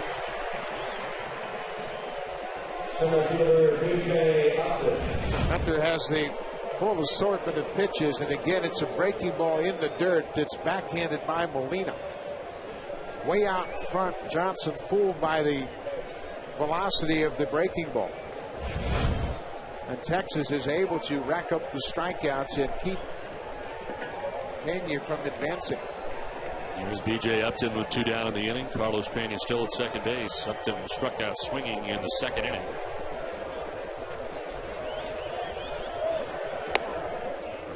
Straightens him up with a pitch inside. Upton setting a career high during the regular season in games played with 154. His 237 batting average, a career low during the regular season. Hoping for some of that postseason magic that he enjoyed in 2008. In again, and it's 2-0.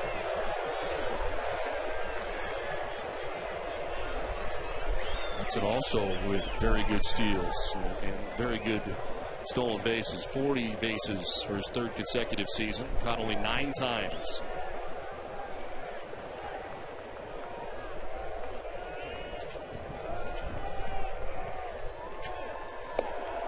Ball 3, 3-0.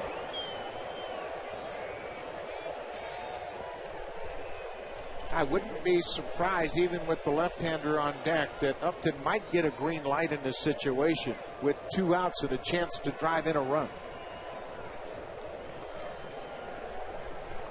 Give him a free shot here.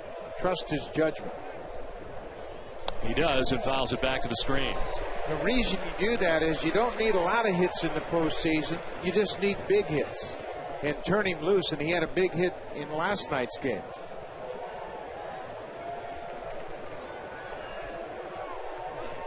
First 3 ball count since the first batter of the game for Hunter.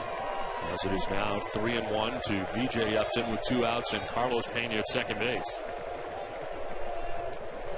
And Upton sends one down the left field line. This would be a fair ball headed towards the corner. Carlos Pena around from second base to score the 3rd run. It is the 3rd double of the inning for the Rays, and they lead it 3-0. Joe Madden put B.J. Upton in a good place when he gave him the green light 3-0. He said, I trust you, man. You can drive this guy in with 2 outs. So when he gets the 3-1 cutter, he's able to hook it down the left field line. That's all about knowing your team. Madden knows his team very well. How he could get B.J. Upton into a good spot with this 3-1 pitch.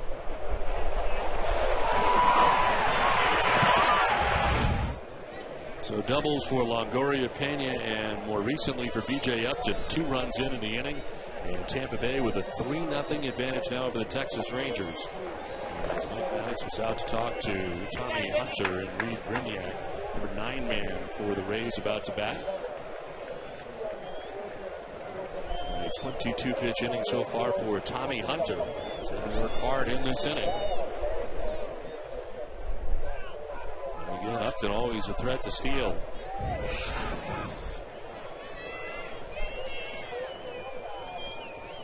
Brignac struck out swinging in the 3rd inning. Pitch down and in. Did he go? No, says third base umpire Tim Welke.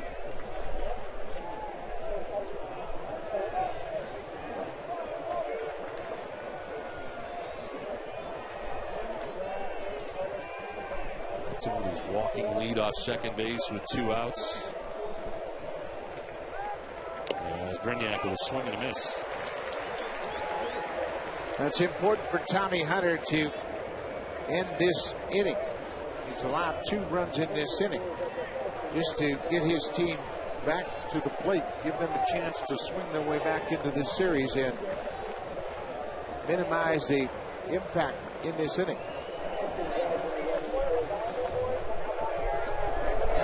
Swing and a foul.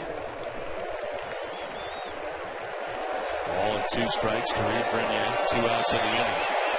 2 strikes are starting to bring the fans back into the inning. They have been sitting on their hands as Tampa Bay has put up 2 runs in the 4th. They were definite to begin this game and very quiet as the Rays get a run in the 2nd and 2 so far here in the 4th. Brignac grounds it foul. We'll do it again, 1-2.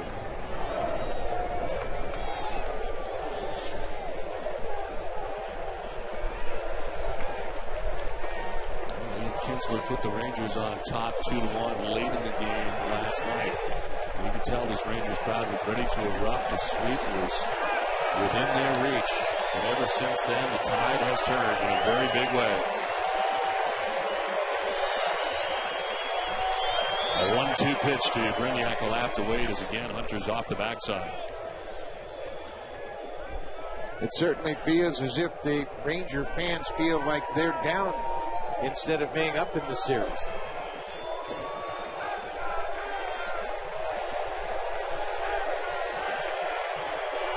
Swing and a miss as he elevates to Brignac, 92, and strikes him out. He strikes out the side, but in the inning, Longoria, Pena, and Upton all with doubles. 2 runs and a 3-0 Rays lead.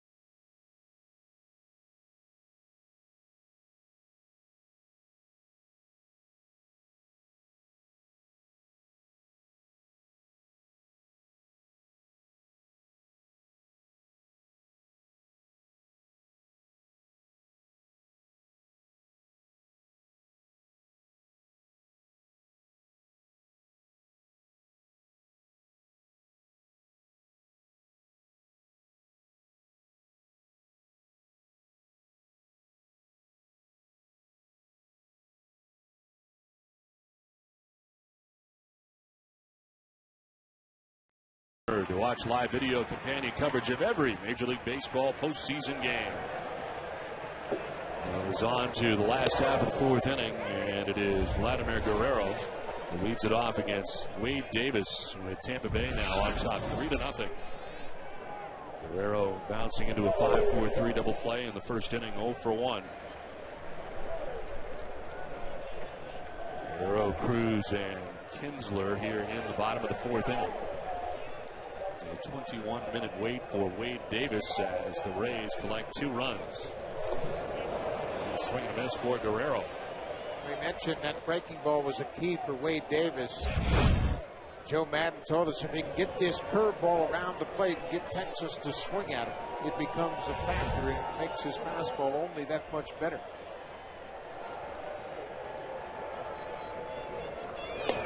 He elevates, trying to get him to chase. He does not.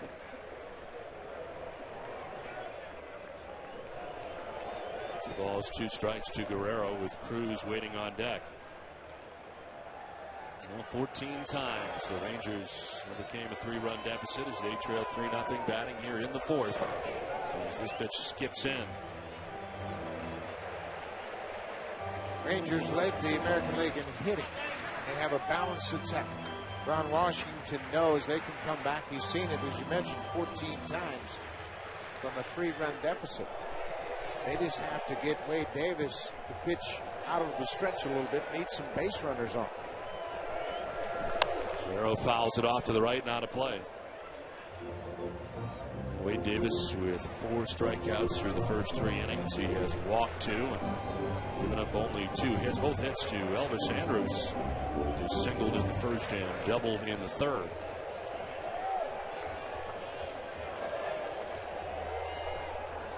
Guerrero chops a 3-2 pitch foul outside of third, and will do it again.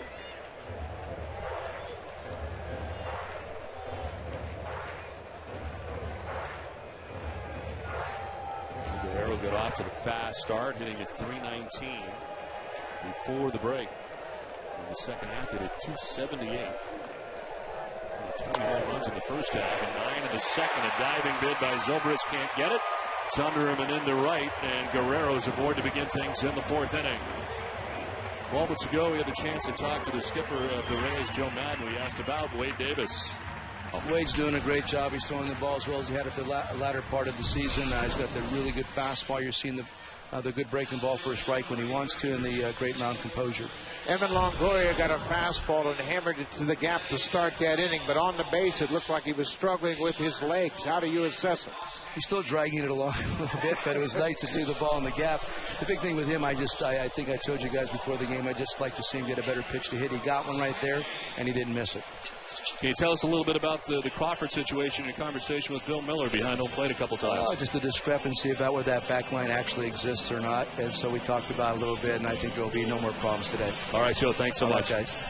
You can see Bill Miller earlier in the game showing Carl Crawford that you have to stay in the batter's box, and redrew the back of the batter's box with his foot. Swinging a foul for Nelson Cruz, who struck out swinging in the second inning. It was good to find out the fruit of that discussion that lasted about an inning and a half between Madden and Bill Miller. That back line disappears awfully quickly as the game starts, and nowhere to be found at the moment. 3 times Madden had been out to discuss it with Miller. The second time was to protect Crawford, who was getting animated as this pitch is in the dirt. Another good job by Jaso. When you call a breaking ball as a catcher, you have to think about where it's going to beat you. That curveball is going to beat you to your right, so you lighten up your weight on your right leg so you can move quickly to your right. You can see he shifts over and plays it perfectly.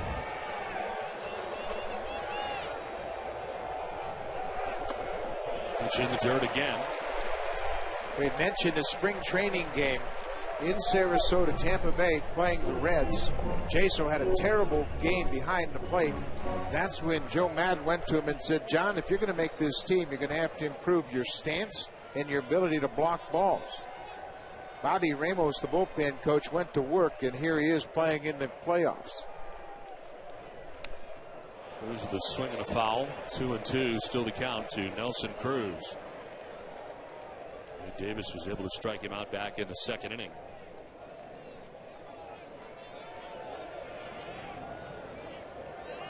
Hickey, the pitching coach for the Tampa Bay Rays. So Wade Davis working here in the fourth inning. The Rays were second in earned run average, only behind the Oakland A's during the regular season. As the Rays as a team with a 3.78 earned run average. The A's at 3.56 atop the American League.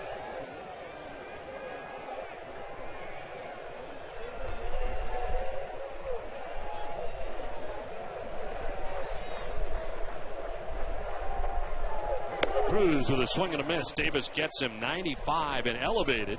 Fifth strikeout for Wade Davis. One down in the fourth inning. You had heard Joe Madden talk about how well Davis threw the ball at the end of the season, and it's the fastball velocity that has really been good for him. This ball is past Cruz by the time he cuts at it. An elevated fastball at 95, very effective. So one out, Guerrero at first base, and Ian Kinsler, the batter. He walked in the second inning. One of two free passes served up by Wade Davis in this outing.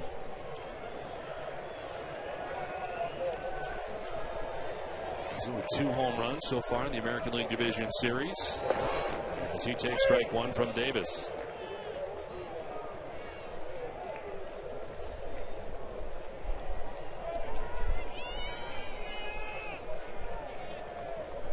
Are playing in 103 games due to injury this year. 2 different stints on the DL, and a high right ankle sprain, and a strained left groin as he lifts a fly ball to right field.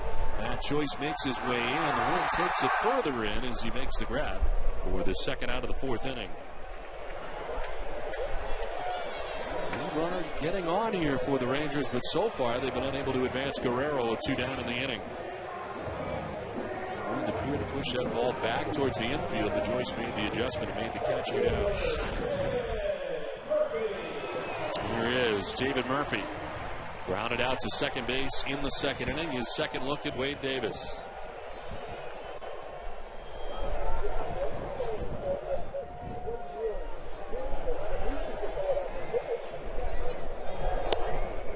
Here's strike one to Murphy. There's the curveball. Again, Joe Madden alluding to Davis's ability to throw the curveball for his strikes really sets up his success. Derek Holland continues to throw for the Rangers.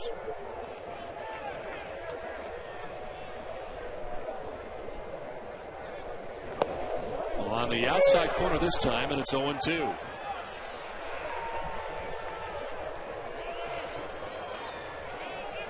Rangers have had at least one base runner in every inning. Left 3 men on through the first 3 innings. Guerrero at first base, 2 down here in the fourth.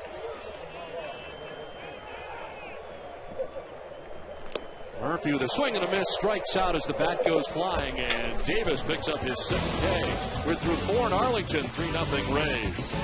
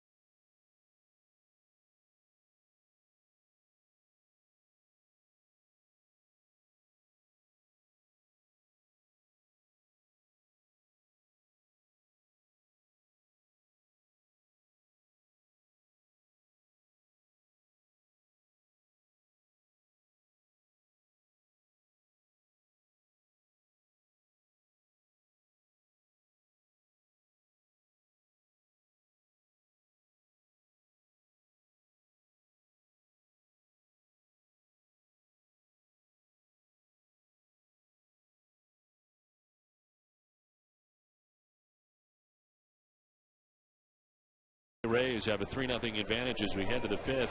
And a pitching change for Texas as Tommy Hunter leaves after 4 innings. And for the 2nd straight game, we see Derek Holland.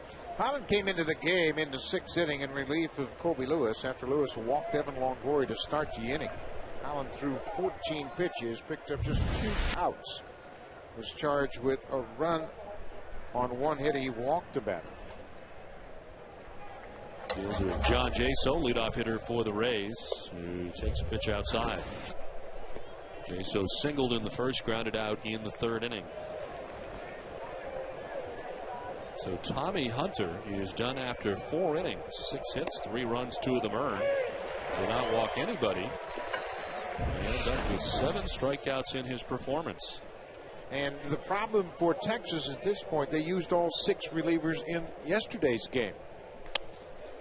Are you surprised to see Hunter gone? He threw just 73 pitches, and keeping in mind they did use all of those pitchers yesterday. Yeah, and you can see the different results for the bullpen. In game 3, 3 innings for Tampa Bay, just 1 hit and an earned run. That came after the fact in the 9th inning.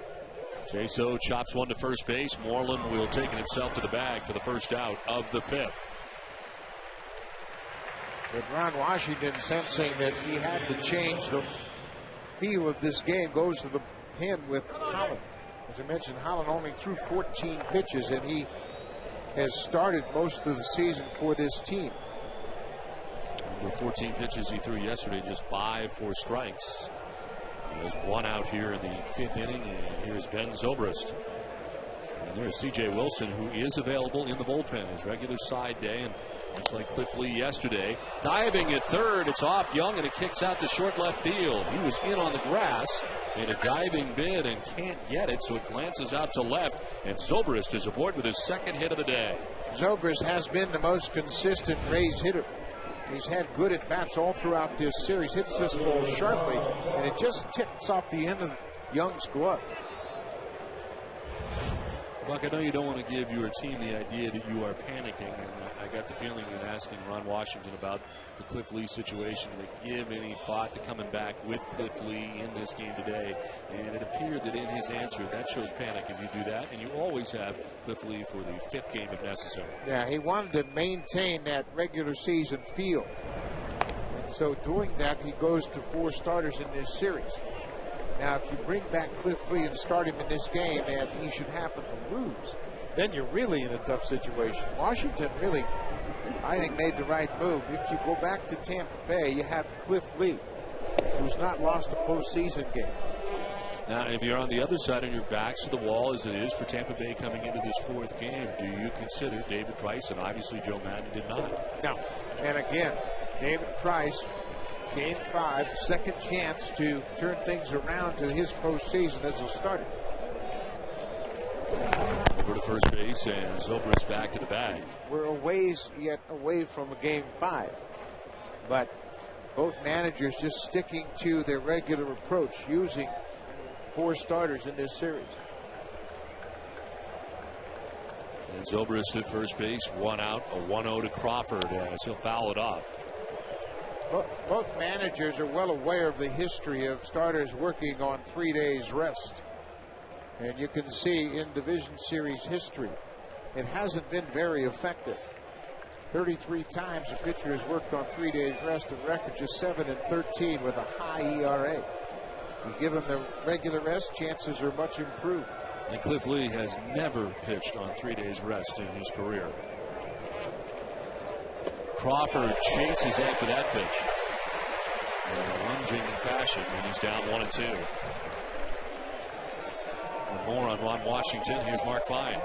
Yeah, you know, talking about having confidence in the team, Washington also said that he didn't say anything special to the team after loss, not to any players either. He said everything he had to in Tampa Bay, and he trusted these guys to handle this the right way, guys.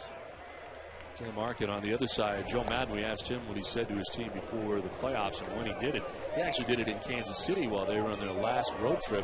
Wanted the first day of the postseason to be more like a regular day. No more meetings. Get that out of the way, which he did in Kansas City as part of their final series of the regular season. And both managers want their players to be normal. Zobrist is off as Crawford pops it up right around second base. Andrus waiting for it to come down, and he'll make the catch. As getting back to the bag at first is Zobrist. He had taken off and was almost to second when that ball was hit in the air. There's 2 down in the inning. Haven't seen an awful lot of running from either team, but here's Zobrist running. Crawford reaches for it, and then Zobrist has to scamper back to first.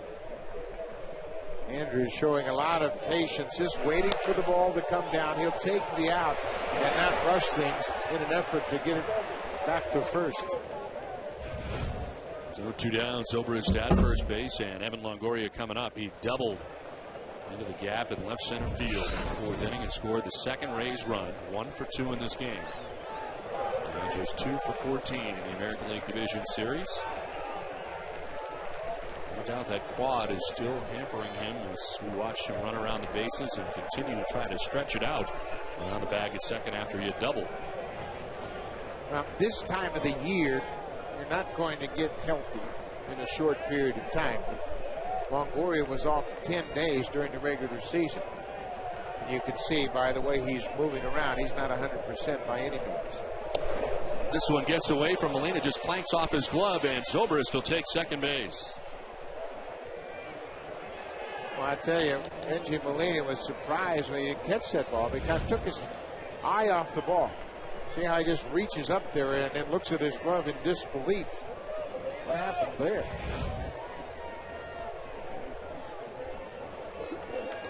Zobrist in scoring position now at second base with 2 outs in the inning.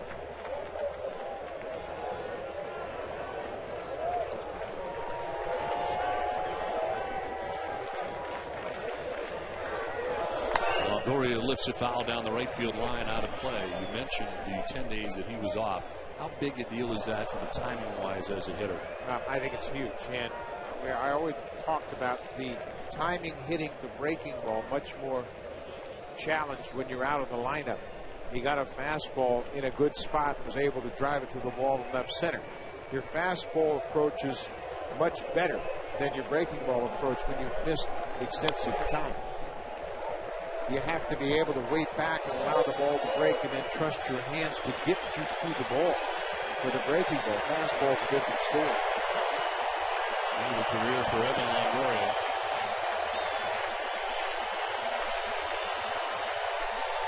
Down 2 with 2 outs, and Ben Zobrist at second base. The Rays already on top 3-0, trying to add on to that as they try to push this series back to Tropicana Field in St. Petersburg. In the dirt, and Molina able to corral that. In advance for Zobrist at second base. Once again, Molina very quick to go down and block that ball. They had bends over at the waist to really take advantage of his chest protector, creating an angle where that ball's going to stay right at his feet. Longoria in his career 5 for 9 against Holland, has 3 doubles, a home run against him, and 4 RBIs. Chance here to do some damage against him. In the air to left field. David Murphy going back at the wall. That ball is gone. Evan Longoria hits a 2-run home run, and the Rays take a 5-0 lead. Evan Longoria, who was extremely quiet in this series until the 4th inning of Game 4. He doubled in the 4th, and he hits a 2-run shot here in the 5th.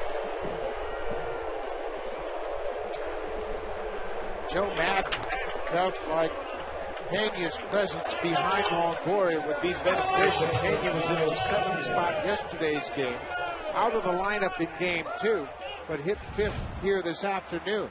And Longoria has come up with 2 big hits. Another fastball on the inner part of the plate. Basically the one spot where Longoria can really do some damage.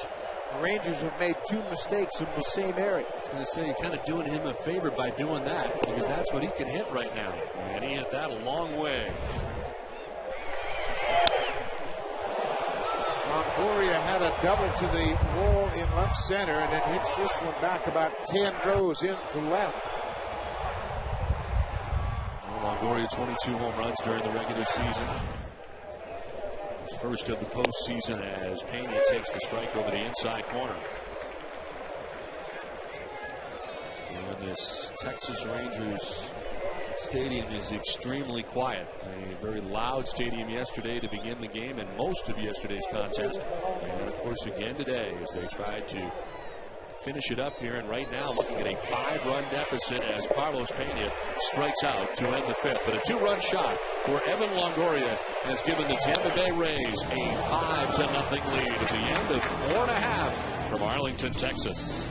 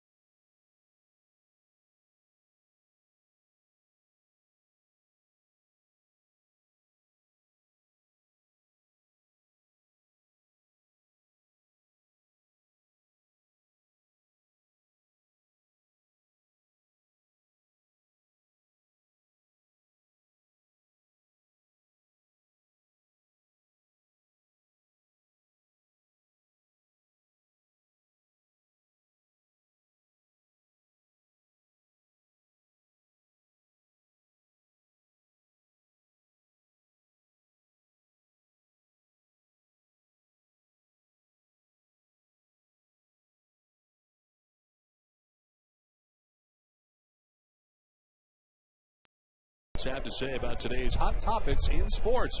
Check out Behind the Mic, presented by Allstate, exclusively on SI.com.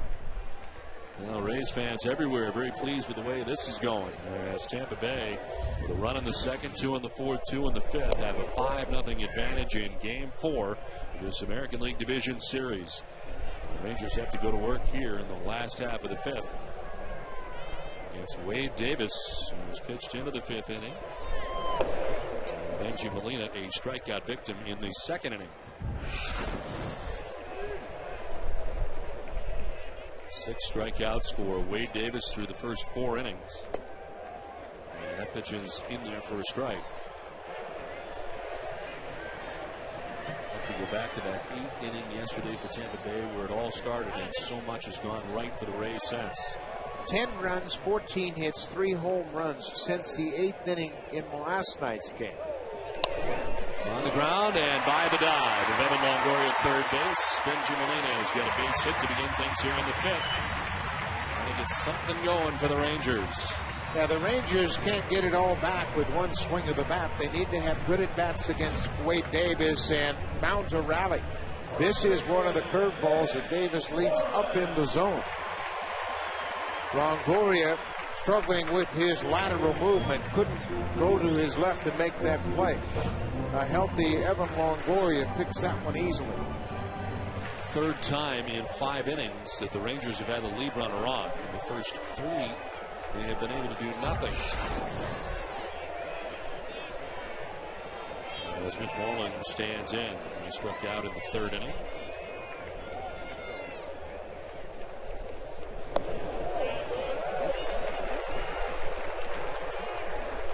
Guerrero led off the 4th inning with a single to right field, but then Davis proceeded to get Cruz to strike out, Kinsler to fly out, Murphy to strike out. Davis has been in command so far in this game as he works out of the stretch. Pena behind Molina at first. And again, Pena's not going to waste any time coming over from first. He's going to grab the rosin bag, but he's also going to holler at Wade Davis, hey, let's go. Don't give these guys any encouragement by falling behind. And the message wasn't enough. Jim Hickey, the pitching coach, has come out and said, okay, right back in the strike zone now. You don't need to encourage this Ranger ball club. They get back in this game by falling behind.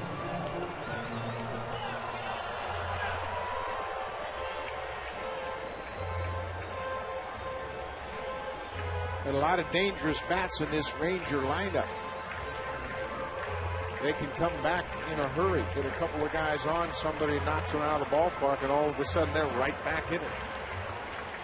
Elvis Andrus, who has had 2 hits today against Wade Davis, waits on deck as Mitch Moreland bats with a count of 2-0. Benji Molina at first base and nobody out. Moreland hits it in the air to right field. Back goes Matt Joyce and over to make the diving catch. Running on a slant and back to his right. Matt Joyce on the diving grab, and Mitch Moreland is out number 1 of the 5th. Thanks to the play and right by Matt Joyce. Joyce can back up a little bit with a 5-run cushion, and this gives him a better angle to run this ball down off the bat of Moreland. It was a nice job. We talk about how well these teams defend, especially in the outfield, and there's another great example. Very appreciative. Wade Davis, the starting pitcher, as that one looked like it may be headed to the gap. So 1 out. Benji Molina still at first base, and it's the top of the order. Elvis Andrus, who singled in the first, doubled in the third. And it takes ball 1. Picked on the backhand by Jaso. Andrus, a very good bunter. And the ability to get on base is huge right now, and because of that, Longoria is even with the bag at third. Pena in front of the base runner at first. Andrus lifting it in the air to shallow right towards the line for Joyce, who's over and under to make the catch for the second out of the 5th inning. We're at Rangers Ballpark in Arlington, Texas on a beautiful day. Don Orsillo, Buck Martinez, and Mark Fine. As TBS brings you the American League Division Series, Game 4, which right now the Rays enjoy a 5-0 advantage as the Rangers bat in the last half of the 5th with 2 down. Benji Molina at first base and Michael Young the batter. He was 0 for 2 in the game. He struck out in the first, lined out to right in the third.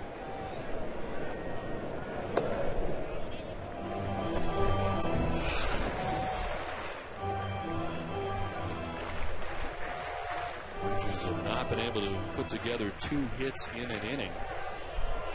But as we mentioned, they've had at least 1 base runner in every inning. There is action now. Randy Choate, the left-hander, joined by Grant Balfour, the right-hander, as this one is sent foul off to the right. Tampa Bay has a lot of fresh arms in their bullpen. Even the 8th and 9th pitcher, Benoit and Soriano, although they pitched in last night's game, both of them threw just 16 pitches.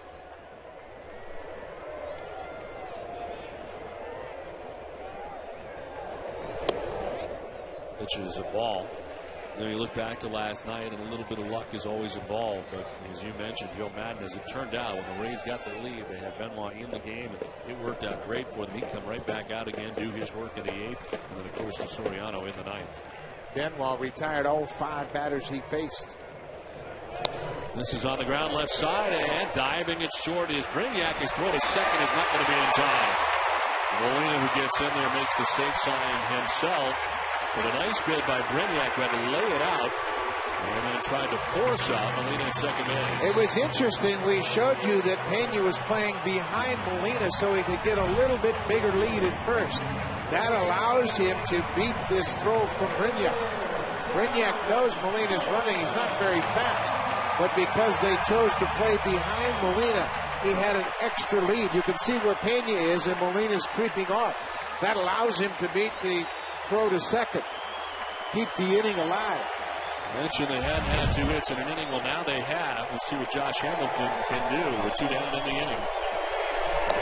As he takes strike 1 from Davis. Something he hasn't seen a lot of, the first pitch fastball. Down and away in a tough spot.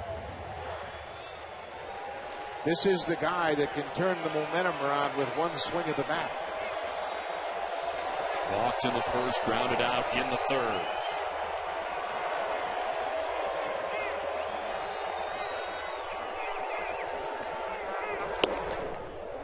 Away again.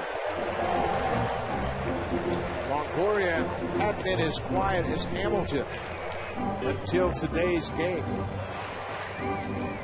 Both key psychological players in the approach of their respective teams. Hamilton is the guy that has carried this team most of the season. Batting champion, maybe the MVP. Winning here with 2 on and 2 outs. A swing and a miss, and he's down 1 and 2.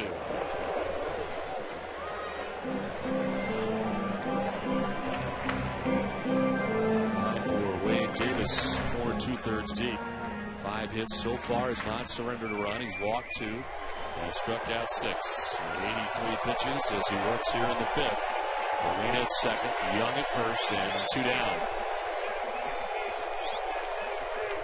Hamilton with a swing and a foul. It gets back to the screen. We'll do it again. All right, Davis has had that good hard curveball all afternoon. Hamilton, I don't know how he got a piece of that last one. That was almost in the dirt, but he was able to foul it off. This curveball has been good for him all afternoon.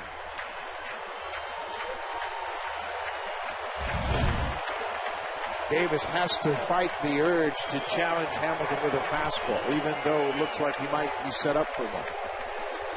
The 1-2 pitch is just outside, and it was the fastball at 96, but away again. Well, if you're going to miss, you miss off the plate to a power hitter, and that's what Davis does.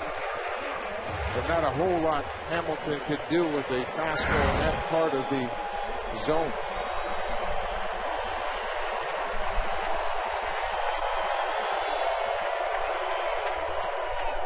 In the dirt, and Jaso slides to his right. Full count now to Hamilton, so the runners can get a start here with 2 down. Another conference at the mound. They come from the corners, and Jaso out to talk to Davis. Now the Rangers, who are so good with runners in scoring position in the early portion of this series, especially at Tropicana Field. Games 1 and 2, they were 5 for 15 with runners in scoring position. In game 3 and today they've combined to go 0 for 7. And right now have runners at first and second with 2 down in the 5th.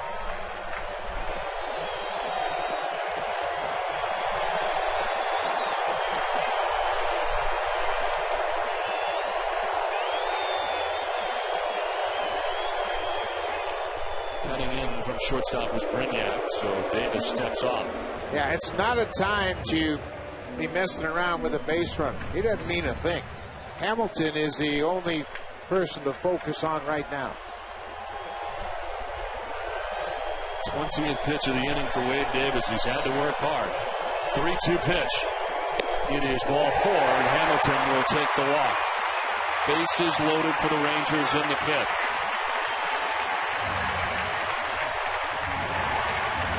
Hamilton showing great patience. You know, he's dying to have an impact, but he took the fastball up and away to load the bases. 3rd walk allowed by Wade Davis. And Vladimir Guerrero coming up as this Arlington, Texas crowd is back alive again.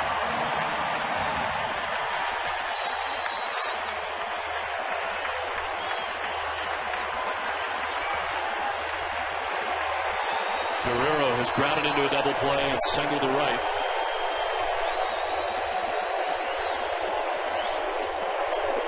And he takes strike 1, the high strike, that has Guerrero looking up to the sky and not buying it. And he turned around and told Bill Miller that was high. Pitch tracks will give you a representation of the strike zone. Appeared to catch the upper limits. Guerrero didn't think so. He's a free swinger. I can't believe that was a strike. Guerrero grounds it foul and now down 0-2. He was 11 for 23 with the bases loaded in 2010 and enjoyed 2 grand slams for the Texas Rangers.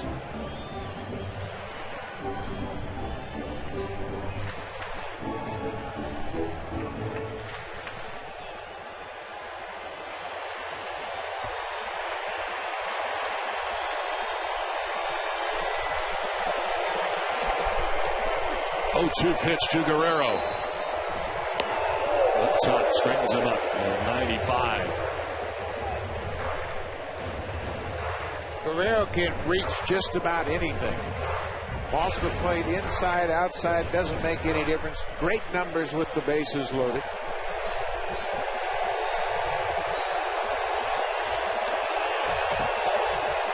Bases filled with Rangers, 2 down in the 5th. As Guerrero strikes out Wade Davis with an enormous strikeout. His 7th is his biggest of the day as the Rangers leave him loaded. The Rays lead it 5-0 at the end of 5.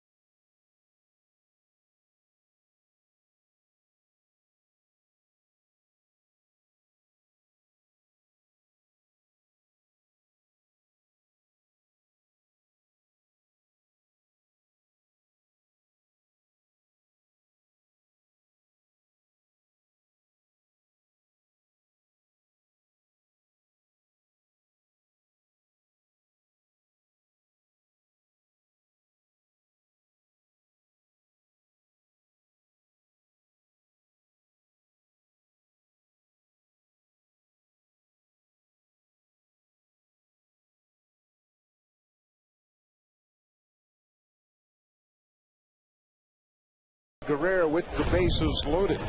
He gets Guerrero to chase that slider down and away, a hard breaking ball. Davis is pumped up. The bench is pumped up. Andy Sonnenstein mocking the Rangers with the antlers sign after the strikeout. Rangers had a chance to get back in the game, but Wade Davis made a great pitch to strike out Vladdy Guerrero. So the score remains 5-0. Tampa Bay on top of Texas as we enter the 6th inning. And Matt Joyce shows bunt, pulls back, and takes strike 1 from Derek Holland. Holland into his 2nd inning of relief for Tommy Hunter, who worked the first 4 innings. And Holland surrendering the 2-run shot to Evan Longoria. Ground ball down the first baseline, hits the bag. Moreland recovers and flips to the pitcher, but it's not in time. Joyce will reach. Now everything has turned around dramatically for the Rays. That ball was a play that looked like Moreland was going to get to. He was positioned to make the play, but it hits the bag, pops into the air. By the time he gets to Holland covering the bag, Joyce is across first. See, Moreland had a good beat on the ball. Had it skipped over the bag, it looked like he was going to be able to make the play. But by the time he gets it to the pitcher covering, it's too late. Lead runner on here for the Rays in the 6th inning is Dan Johnson bats, but first to check on Joyce at first. Dan Johnson 0 for 2. He's grounded out to shortstop and struck out swinging. As Mitch Moreland holds on Joyce at first base, relatively short lead over there at first. It's kind of a jam, and this one is fouled back in on the hands that time of Johnson.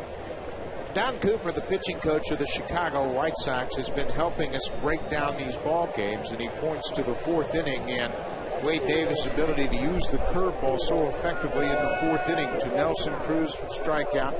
It helped him get David Murphy out, and it certainly led to his ability to strike out Guerrero. Using the breaking ball and putting that curveball in their Ranger hitter's mind has really been important. Joe Madden talked about it at the start of the day after watching Garza pitch so effectively with his curveball yesterday. Wade Davis has come out and done the same thing. It's led to 7 strikeouts.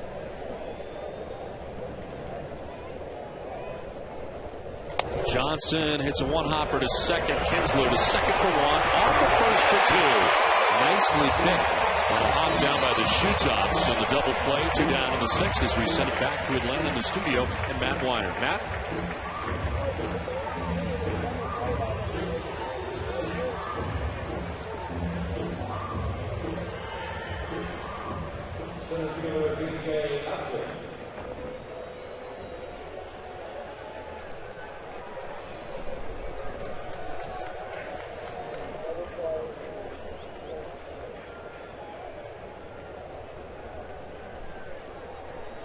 Okay, Matt, thanks very much. Well, an incredible career for Billy Wagner during the course of his career.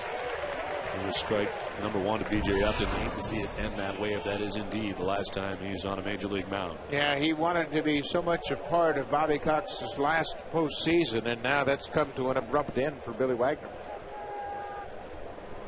B.J. Upton has struck out and enjoyed an RBI double as part of this game today. The Rays have enjoyed game 4 to this point as they bat with 2 outs in the 6th inning.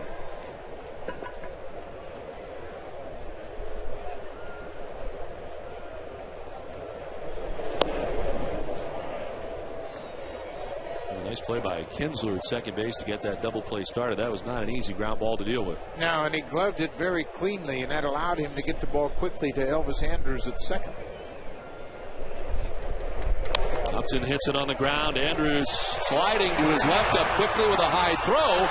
It is going to end up in the seats, and B.J. Upton will end up at second base.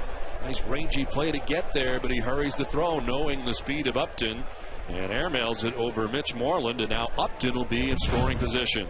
Andrus has a cannon for an arm, but with, Andrus has a cannon for an arm, but with Upton running, I don't think he had much of a chance to throw out the Rays center fielder. Good range. He pops to his feet quickly on the grass behind second, and then airmails Moreland. Throws it into the camera well. So it is a base hit and an error. As Mike Maddox out there to talk to Holland with now Upton at second base. Base hit for Upton, his 2nd hit of the game. And again, the starter today for the Rangers, Tommy Hunter, lifted after 4 innings and 73 pitches. Gave up 3 runs, 2 earned, and is on the hook at the moment for the Rangers as this conversation extends. Bill Miller is out to break it up. A pinch hitter is going to bat here for Reed Brignac as Jason Bartlett had the day off until now. Brignac had struck out twice in his at-bats, and here's Bartlett, who started the first 3 games of this American League Division Series.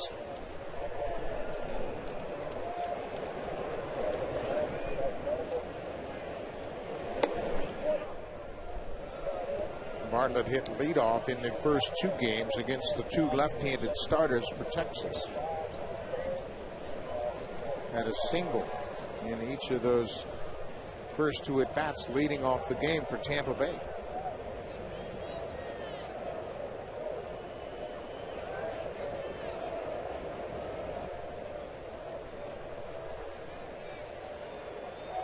Bartlett yesterday drawing a walk off Neftali Feliz during the 2-run 8th inning.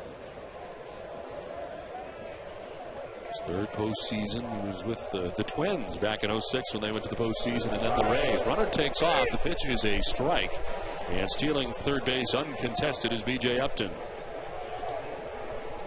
Almost as if they gave him third base. Michael Young, the third baseman, never really left his defensive position. But you see Bartlett took the pitch, showed bunt, pulled the bat back. Now chopper to third base. Michael Young has got it. The toss across in time.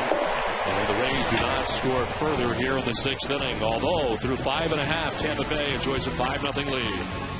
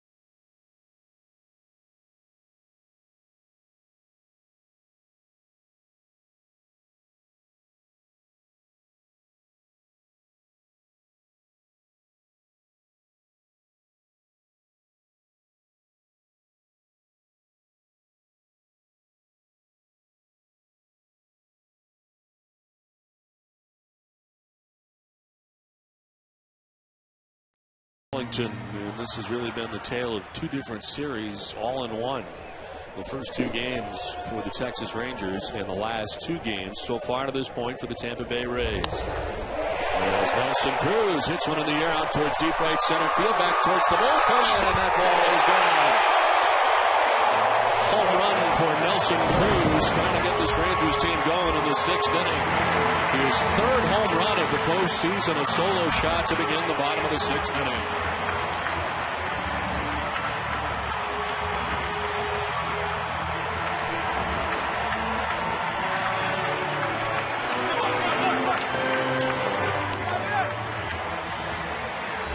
For the season, Cruz hit 104 points higher in this ballpark than he did away from it. And that's because he can hit the ball to all parts of this field. This ball bounces right on top of the fence near the bullpen and shoots into the stands. His third home run, and the Rangers have a little life here. And Kinsler takes strike one.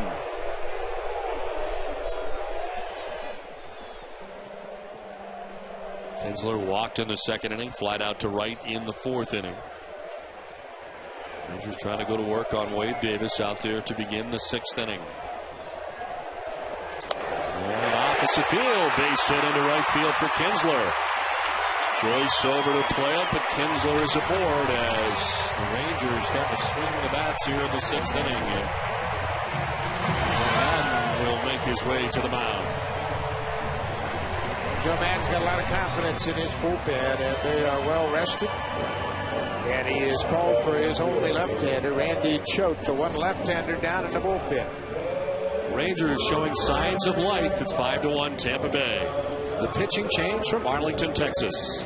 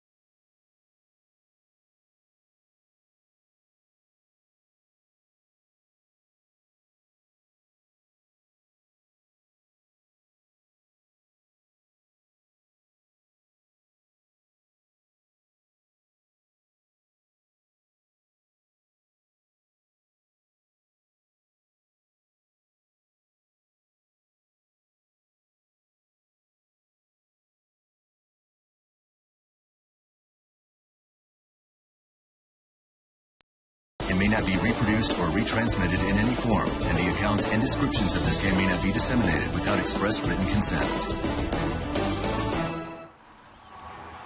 Today's Yahoo MLB Stats Summary is brought to you by BlackBerry Torch and home runs the category.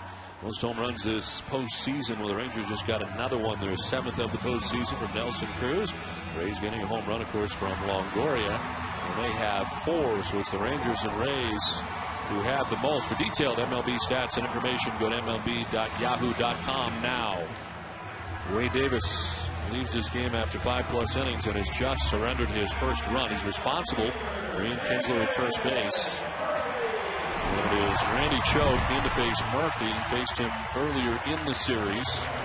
Retired Murphy in Game 3, and Mitch Moreland in Game 2. The only 2 batters that he's faced in the series. He's very much a lefty specialist. Now, he's in a situation now where he can face 3 batters, especially given the score at 5-1.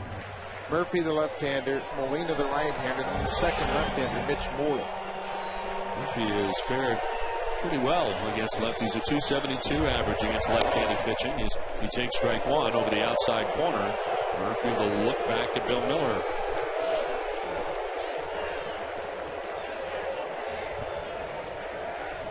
Murphy grounding out to second base in the second. He struck out swinging in the 4th inning.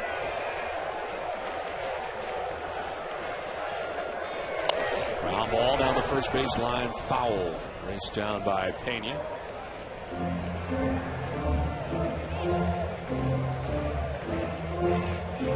He showed 85 appearances during the regular season.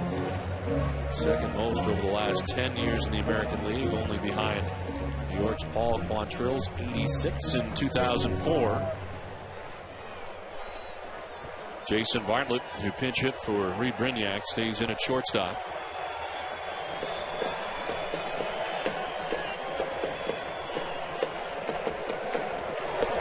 Outside for ball to Murphy. The Yankees in 2001, the only team to come back from an 0-2 deficit and push to Game 5 and go on to the World Series. Randy Choate was part of that team, and he'd love to be part of this team that comes back from an 0-2 deficit as well. Young guy on that Yankees team then, and certainly heartbroken when he saw them lose to Arizona. But he's been preaching, hey, it's been done before and we can do it again, when they fell behind 0-2.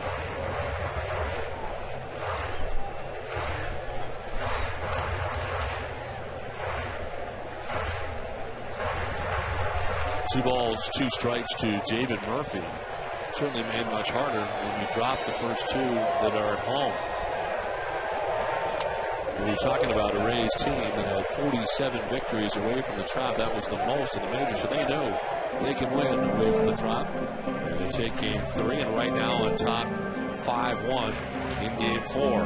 When they came to Dallas in the off day, and everybody said, well, yeah, they're saying all the right things, and they talked about the airplane being very relaxed, and you couldn't tell if they were up or down. They have really played like it. It's one thing to say it, it's another thing to do it. And they have done it so far. The Rangers are making noise here, though, in the 6th inning. Cruz is homered. Kinsler is singled. Now a 2-2 to Murphy. It's a little dribbler in front of the plate. Out is Jaso. The throw is just in time. And a nice play by John Jaso to get out there quickly, clear the runner, and then throw out Murphy. As Kinsler takes second base with now 1 out in the 6th inning, and back out is Joe Madden. Well, Joe Madden is not going to allow Choate to throw to the right-hander, so he gets Murphy. Choate does. And again, 1 batter, 1 out. That's all he's asked to do. The pitching change from Arlington, Texas. It's 5-1 Tampa Bay.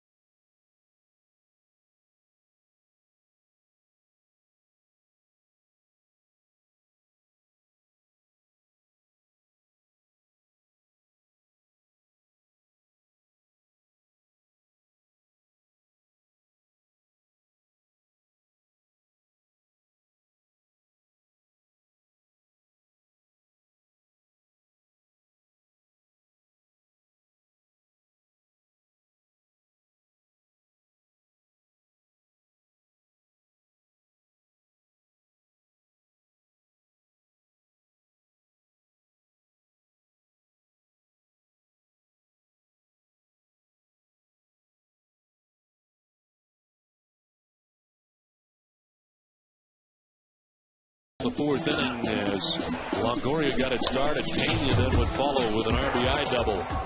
And B.J. Upton with another one as the Rays doubling 3 times in the fourth, getting 2 runs. Then Evan Longoria with a 2-run shot in the 5th inning, his first postseason home run of this American League Division Series. And then, for the first time, the Rangers get on the board on a Nelson Cruz solo shot to begin the 6th inning. For Cruz, his 3rd postseason home run. Randy Choate comes in to get his man, as Choate is able to retire David Murphy, the left-handed hitting David Murphy. And the Rays move on to their 3rd pitcher as Grant Balfour checks in. Hard-throwing Grant Balfour for the regular season had a very good year, a bounce-back season. Just 17 walks and 56 strikeouts. He is a power pitcher. Pitched in game 1, threw an inning, gave up 1 hit. But not wanting to risk a Choate-Molina matchup, and plenty of fresh arms in his bullpen, Joe Madden has Choate to get 1 out and then turns things over to Balfour. Wade Davis responsible for Ian Kinsler, who is at second base. Davis 5+ innings, 7 hits, the 1 run so far, the home run by Cruz. He walked 1, struck out 7. And Grant Balfour ready to work to Molina as C.J. Wilson is up and warming for Texas. We saw Cliff Lee in a similar situation in yesterday's game. And obviously, Wilson will not have another start in this series. He's got the background of being a relief pitcher with Texas. This was the first year he started. So he understands how to get prepared to come into the game should they need him. G. Molina 1 for 2. Struck out swinging in the 2nd inning. Single to left in the 5th.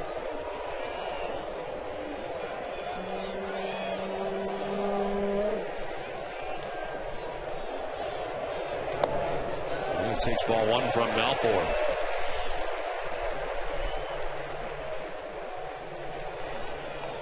Runs, 10 hits, no errors for Tampa Bay. 1 run on 7 hits, and 2 miscues for the Texas Rangers.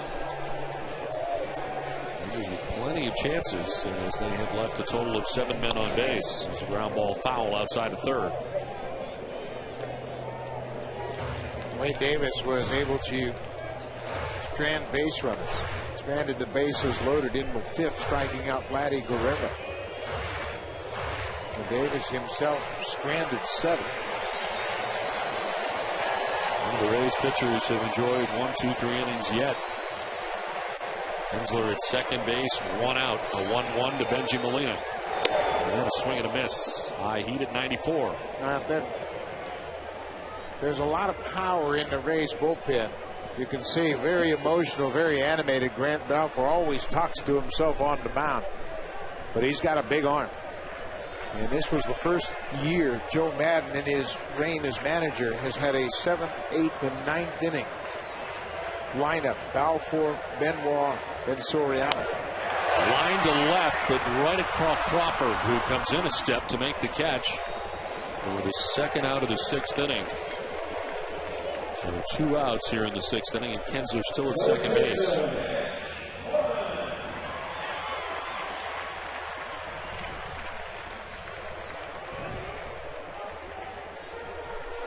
We're talking about Balfour, primarily that being the 7th inning, 17 of 31 appearances for him in the 7th.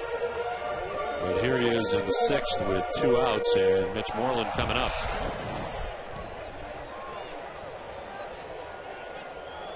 Balfour has pitched in 2 previous American League Division Series, 1 with the Twins in 2004, and of course with the Rays in 2008. There's not a lot of run in 5 American League Division Series appearances over 6 innings coming into this American League Division Series. Balfour wants to talk to Jaso before they throw another pitch, just to make sure they're on the same page.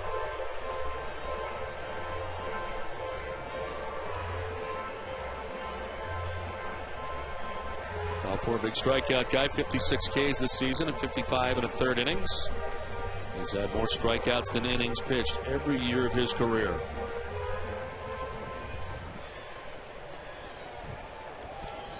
Two down in the 6th inning. Ian Kinsler at second base. And Moreland takes strike one. Rangers are 0 for 6 with runners in scoring position. The Rays have gone 3 for 10 in that category. And you've got to give Wade Davis an awful lot of credit for pitching around run-producing situations. Moreland takes a strike over the outside corner. 0-2 to Mitch Moreland. Grant Balfour has postseason experience both with the Rays and with the Twins. He signed with the Twins originally and pitched in the division series in 2004 with Minnesota.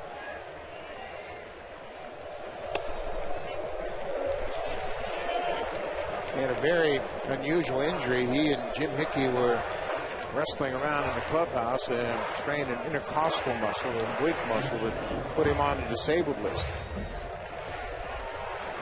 Joe Madden said, well, you know what? That's just the way they do things. Framed by Jaso, but it's a ball inside, and the count evens now at 2-2. Balfour's injury led Tampa Bay to go out and bring in Chad Qualls. Jim Hickey, the pitching coach, had been with Houston when Qualls was so effective there. He knew it and felt like he would be able to fill the gap until Balfour got healthy. And he did. Moreland will pop it up, foul ground as Longoria goes as far as he can by the dugout, no play. He was sliding just before that protective screen. Longoria still struggling to move around because of that quad strain. Slides to break his momentum in front of the Rays dugout. When you look back to that trade deadline move for the Rays, and of course Chad Qualls picked up at the time, really struggling with Arizona, had a very tough first half. That makes all the sense in the world now that Jim Hickey, his relationship with him in the past in Houston, is the reason that they made the move, and he thought he could work with him again. And Qualls has been affected with the Rays since coming over. Moreland waiting on a 2-2 pitch with Kinsler at second base.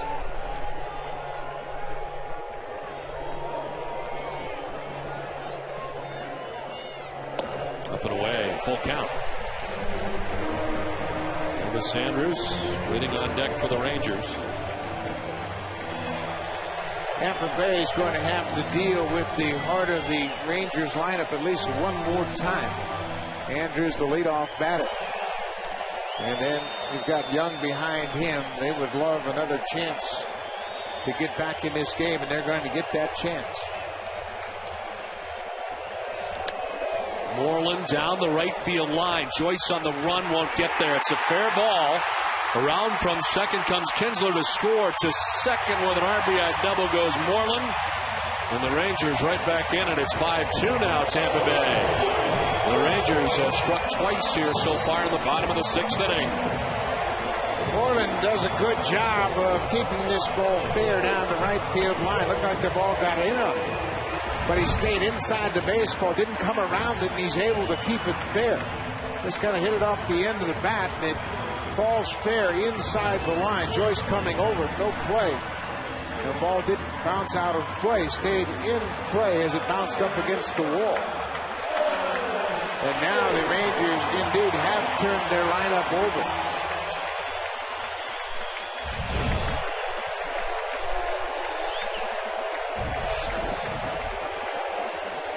Elvis Andrus, 2 for 3 in the ballgame. Single in the first, a double in the third. He flied out to right in the 5th. 2 for 2 in his career against Balfour.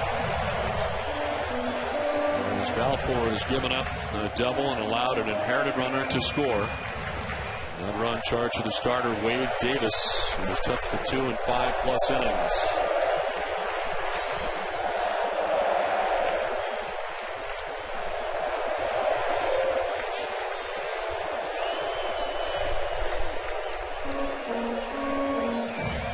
This big crowd has been waiting to get back into it, and they are back into it again, with the Rangers scoring twice so far here in the 6th.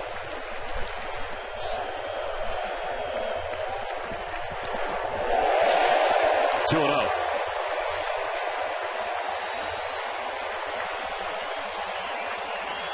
Last night it was the Rays with the late inning magic, and the Rangers trying to do the same thing here. One time down 5-0 in the game.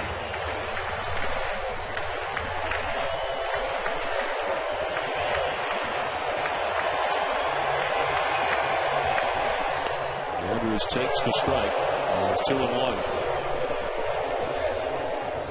Andrews showing an awful lot of composure for a 22-year-old. Playing in his 2nd season. He's been a pretty good clutch hitter early in his career. He's 79 with 2 outs and runners in scoring position as he grounds. This one was short. Handled in the backhand by Bartlett. The throw is good, and it ends the inning. But the Texas Rangers get on the board with 2 runs in the 6th. We played 6. It's 5-2 Tampa Bay.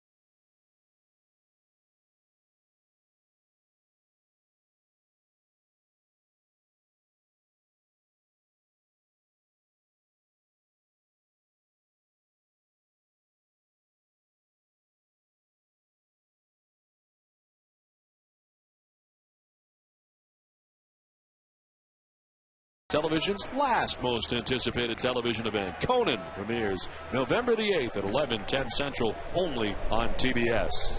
It is the 7th inning back in Arlington, Texas. The Rangers showing some signs of life in the bottom of the 6th inning after being stymied by Wade Davis. In the first 5, they get 2 runs, and it is 5-2 Tampa Bay. And it's John Jaso leads it off here in the 7th inning. And even at 1-1 to Jaso. Singled back in the first inning. Since then has grounded out twice to the first baseman Mitch Moreland. As he takes strike 2. Eric Holland's doing a good job of maintaining his composure. He gave up 2 runs in the 5th, his first inning of relief. Had a big double play turn behind him and then was able to strand a base runner in the 6th. 1-2 pitch is chopped down the first baseline. It's Moreland again, and for the 3rd time he has to put out on Jaso. And the fans are back in this game again as we send it down to Mark Fine. Yeah, Don, real interesting dynamic going on in this stadium right now. We talked about the fact that despite this is the fact that this is a football town, this is the hottest ticket in town right now. Fans have been dying to get out of their seats and have something to cheer about. Yet the team, I mentioned the interesting dynamic. Very calm, very professional. Even after the home run and a couple of hits, still not really a top-step team, guys. They stayed in their seats, remaining calm. They know they've got a long way to go. All right, Mark, thanks very much. One out here in the 7th inning. You know, they also have that thought process, having not won the postseason series before, that here we go again. You know, you get that kind of feeling in the back of your head. And Rangers trying to make some noise here in the 6th. They did. And Ben Zobrist takes the 0-1 for ball 1-1-1. The fans may have taken that attitude of here we go again. I don't think the players have any of that. And as Mark said, the ball club staying very calm. They've kind of taken on the personality of Michael Young, their leader. And he's a very quiet, professional, go about your business kind of guy.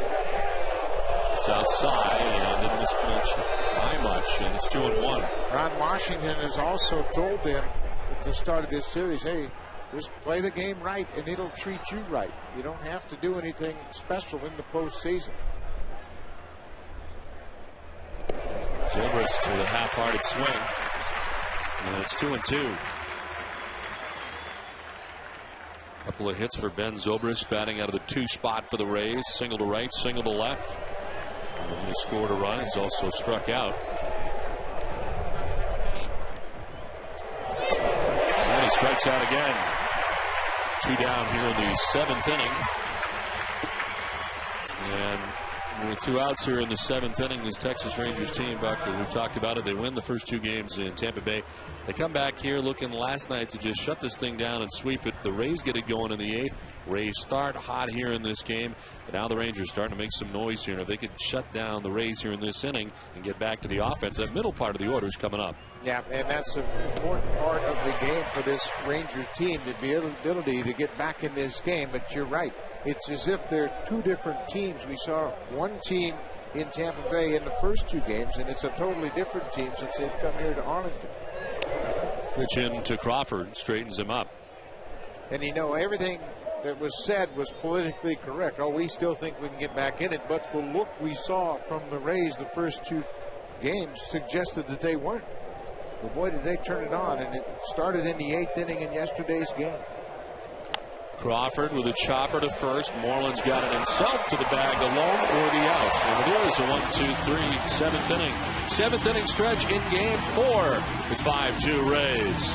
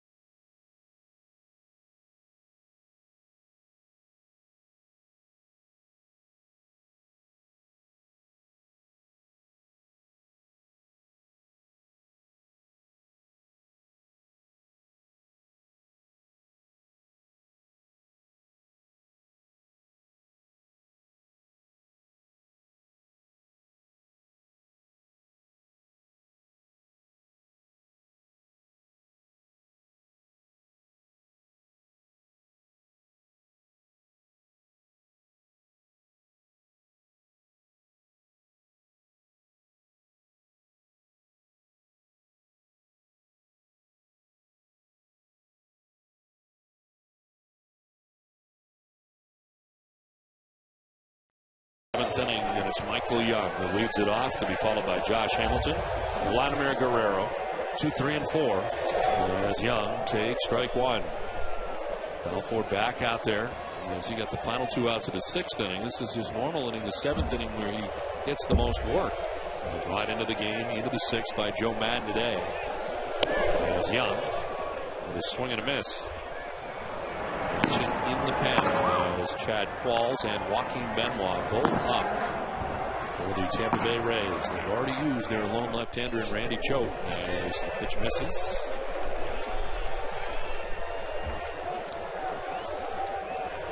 Michael Young struck out in the 1st, lined out to right in the 3rd, and then singled in the 5th.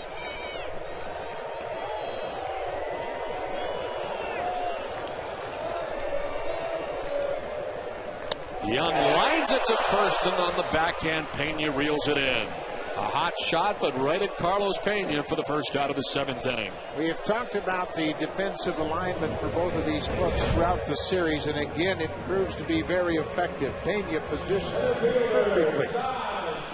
Michael Young has great coverage, foul line to foul line, but Pena is well off the bag and takes that hot shot easily. 1 out in the 7th inning, and it brings up Josh Hamilton. The Rays, as expected, have been very careful in dealing with him. A lot of off-speed stuff, a lot of breaking stuff, not many fastballs, and if there have been fastballs, they've been away for the most part, and he has walked twice in this game and grounded out. If the Rays are effective and eliminate base runners, this will be the last time they have to face the meat of the order.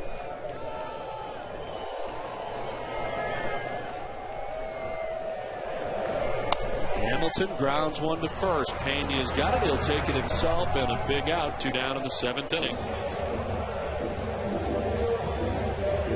The Rangers, who came through with 2 runs in the 6th inning, have been stymied up to that point. They've had plenty of hits in this game. 8 hits in the game and plenty of base runners in this game. Home run for Cruz as part of a 1-for-3 day. His 3rd postseason home run. Elvis Andrus at the top of the order, 2 for 4 with a double in the game. The Rangers have stranded 8. They've only been able to score 2 runs on 8 hits. There's a pop-up off the bat of Vladimir Guerrero, and it's Pena in and under. And for Grant Balfour, a very easy 7th inning. We have played 7 full from Arlington, Texas, with the Rays on top 5-2.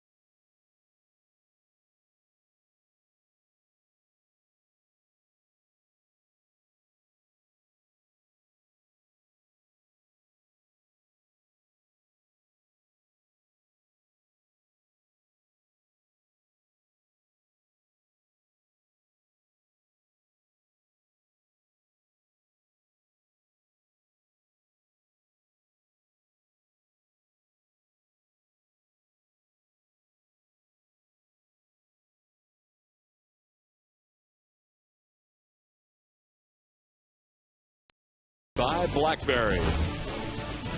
We head to inning number 8, and it is Evan Longoria who will lead it off with his Tampa Bay Rays team. They took game 3 to stay alive and now lead game 4 5-2 as they try to get back to Tropicana Field for a game 5. Evan Longoria shoots it the opposite way down the right field line and towards the corner. Back by the 349 marker. He heads for second base, not running well, but the throw is airmailed to third base. And Longoria, who is not running nearly 100% with that quad problem, does get to second base with a leadoff double to begin the 8th. And that throw just uncorked. And again, another fastball. We talked about the ability of Longoria to hit the fastball. But you see him laboring around the bases, obviously still hampered by that quad strain. And then look at the throw by Cruz. From the warning track, airmails everything and throws it closer to third than second. I mean, an impressive throw, but not what you want.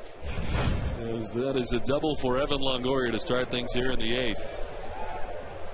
Longoria and Pena now have had 5 extra base hits in this game.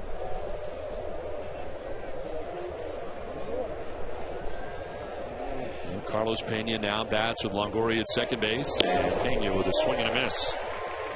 He tripled in the 2nd, he doubled in the 4th, and struck out in the 5th. And a look at the Rays box score up to this point. Evan Longoria, who is extremely quiet coming into this game 4, 3 for 4, the home run, 2 doubles, and a couple of RBIs. Being heard from, even though he's battling that quad problem. As Pena lifts one in the air to shallow center field. Hamilton coming in. And he'll make the catch for the first out of the 8th. No chance for Longoria to try to tag there. And Pena's retired for the first out of the 8th inning.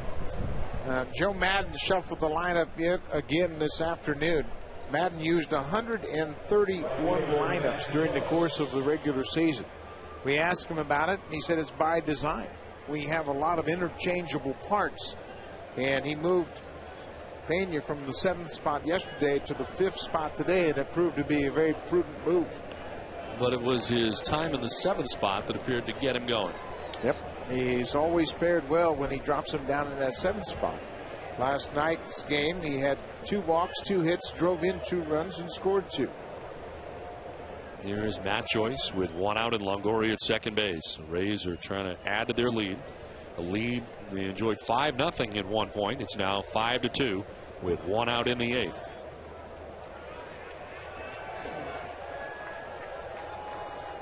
In the dirt, and not finding it immediately was Benji Molina, but he got the mask off and found it down near the shoe tops. Advance for Longoria at second base. Momentary panic for a catcher. You can't find the baseball. You can see he knows it's around here somewhere, but then finds it and checks Longoria.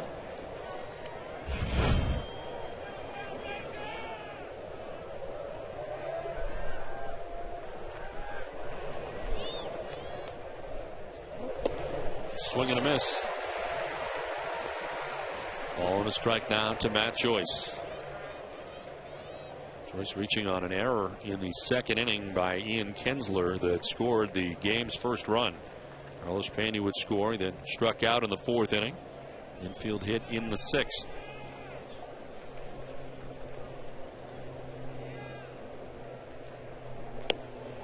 A strike to Joyce. Down on the count, 1-2. We are at Rangers Ballpark in Arlington, Texas for Game 4 of the American League Division Series. Don Orsillo, Buck Martinez, and Mark Fine with the Rays on top 5-2. Trying to push a Game 5 and a return to Tropicana Field in St. Petersburg, Florida. The 1-2 pitch is a pop-up foul back and out of play. It was all Rangers in games 1 and 2, and beginning really in the 8th inning of game 3. It's been the Rays ever since. Incredible how dramatically the game has turned around. Benoit pitched in the game and picked up the win last night. Poised, ready to come on to pitch the 8th here this afternoon. Benoit has been a huge difference in their bullpen. Benoit and Soriano in their first seasons with Tampa Bay had solidified the relief corps for Joe Maddon. But let's not look over the 7th inning by Grant Balfour, who got Young, Hamilton, and Guerrero on 7 pitches. We're talking about one of the more lethal 2, 3, and 4 combinations anywhere. And Balfour ends up giving him an inning and 2/3. And a swing and a miss for Joyce as he strikes out. And it's the 2nd out of the 8th.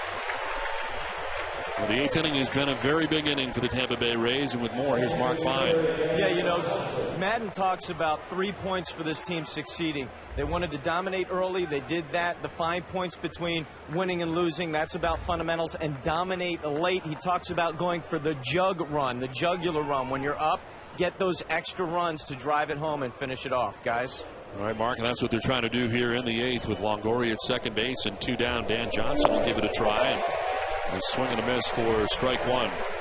Outscoring the Rangers by 2 runs in the 8th inning in yesterday's game. The Rangers falling behind at that point in Tampa Bay for the season, including the postseason, has now outscored their opponents by 63 runs in the 8th inning. On the corner, it's 0-2.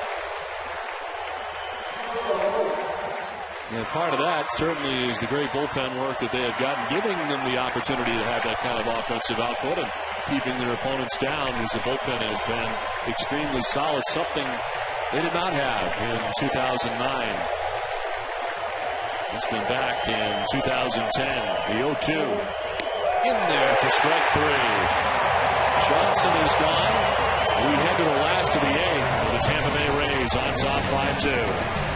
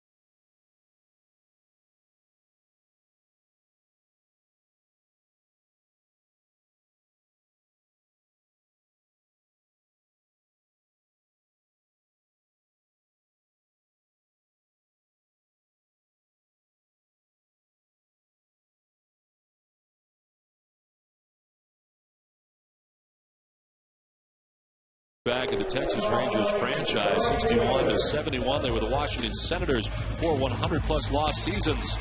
The team moved to Texas in 72, and Ted Williams was at the helm at the time. They had 0 postseason appearances in their first 35 seasons. Washington and Texas combined. Franchise had 3 postseason appearances prior to this season. They lost the ALDS to the Yankees in 96, 98, and 99. And down here, 5-2. And of course, the only Major League franchise to have never won a postseason series. They were up 2-0 as they came back home. Dropped game 3 and trail 5-2 in game 4. Nelson Cruz with a swing and a miss as Joaquin Benoit enters the game after getting a win in his first postseason game last night for the Rays. Benoit retired all 5 batters he faced. Came into the ball game with 1 out in the 6th. Pitched very effectively and just closed it out. We're spending 14 seasons in the organization for the Rangers, 9 at the major league level. And here he is facing his old ball club on the other side for the Tampa Bay Rays.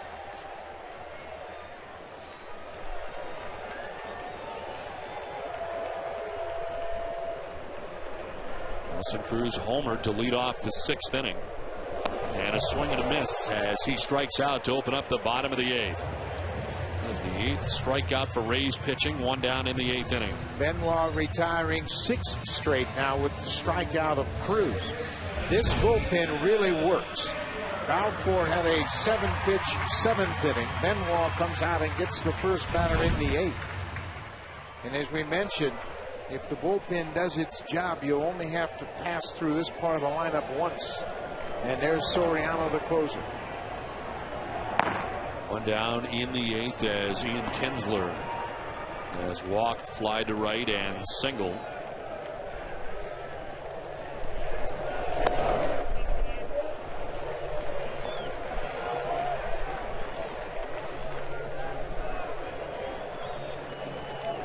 Benoit led the Rays with 25 holds during the regular season.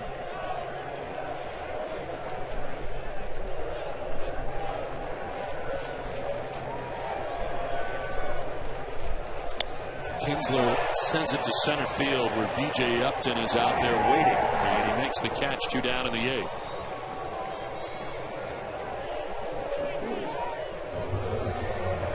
Two up, 2 down, and 6 in a row retired by Rays pitching as David Murphy's coming up. The Rangers were 5 outs away from wrapping up the series, and Tampa Bay just wouldn't let that happen. Now the Rangers on the verge of being pushed to a game 5. David Murphy 0 for 3 as he takes a hack at the first pitch for strike 1. Grounded out in the 2nd, struck out in the 4th, grounded out in the 6th inning. Starting back-to-back games for Juan Washington, both in left field.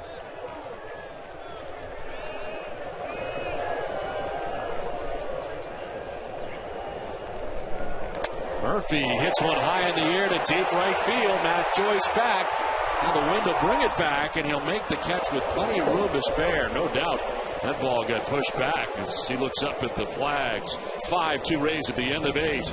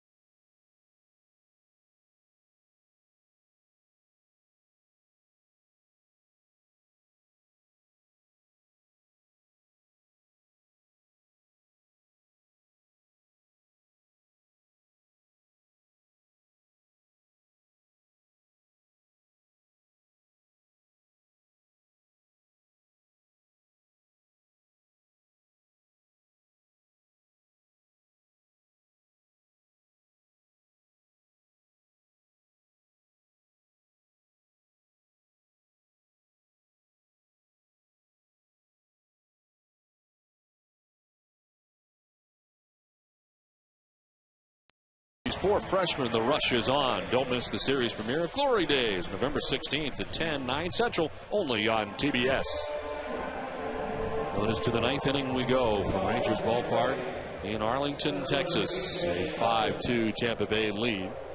And a new pitcher for the Rangers, Darren O'Day, comes into the game. And he has been in every game so far in this American League Division Series. And here he is in the 9th after 4 innings of relief from Derek Holland. Darren O'Day threw just 6 pitches in the game in 1/3 of an inning yesterday. Been very effective so far in his work in this division series. B.J. Upton trying to bunt his way on. Benji Molina on a fair ball, quickly out to throw him out for the first out of the 9th. Let's send it back to Atlanta in the studio to Matt Weiner. Matt.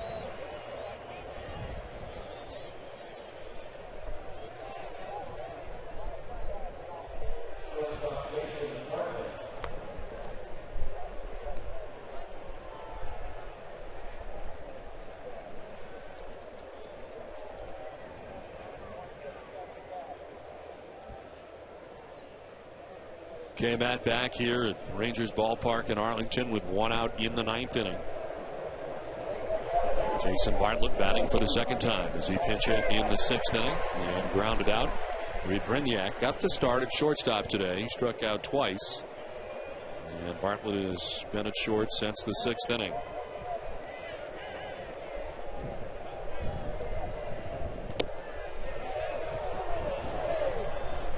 Is swirling around and blowing in, and we saw that last out of the 8th inning on a ball that David Murphy crushed come right back in again.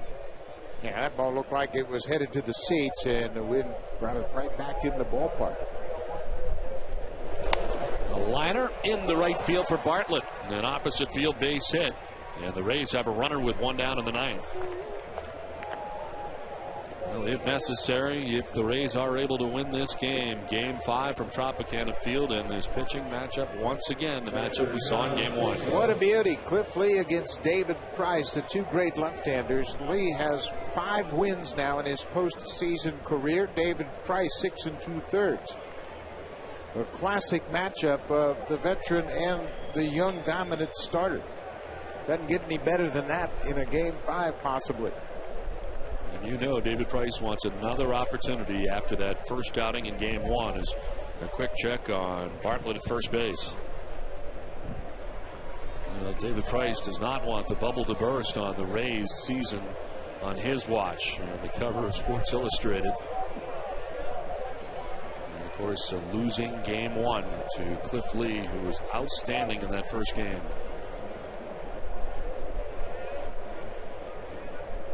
Throw to first, and back in time is Bartlett. Bartlett had 11 steals in the regular season, 11 of 17, and certainly that little cushion would be better if they could add a run here in the 9th. They added 3 in last night's game in the 9th inning. John Jaso 1 for 4 in the game. He singled back in the first inning as he takes a pitch away. Soriano getting ready for bottom of the 9th inning. Molina is scheduled to lead off. Moreland and Andrews are the scheduled batters, 8, 9, and 1.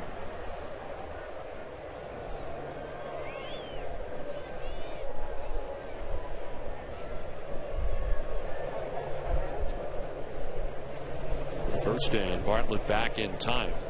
Well, Washington telling us before the game that Darren Oliver is available. Everybody is available for the Rangers at this point, and he has Oliver up in the pen as O'Day has allowed a 1-out single here in the 9th. There goes Bartlett as Jaso lifts one foul down the right field line out ahead. Yeah, there's not a player on either one of these teams that would go to the manager and say, you know, I think I need a day off. You got all winter to rest.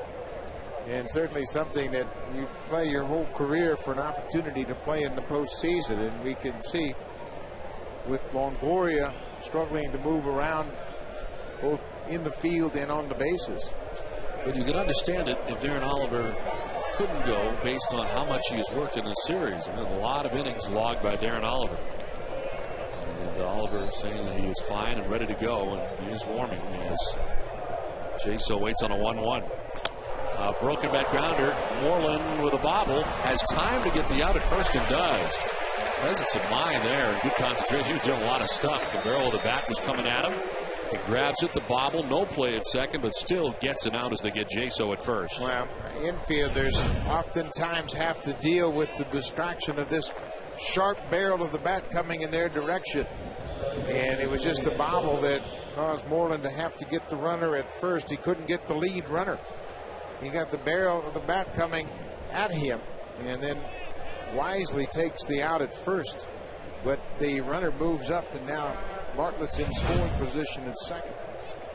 So 2 down. Bartlett at second base, and Ben Zobrist is the batter. Zobrist with a 2-hit day. A single to right in the third, a single to left in the fifth. He's also struck out twice.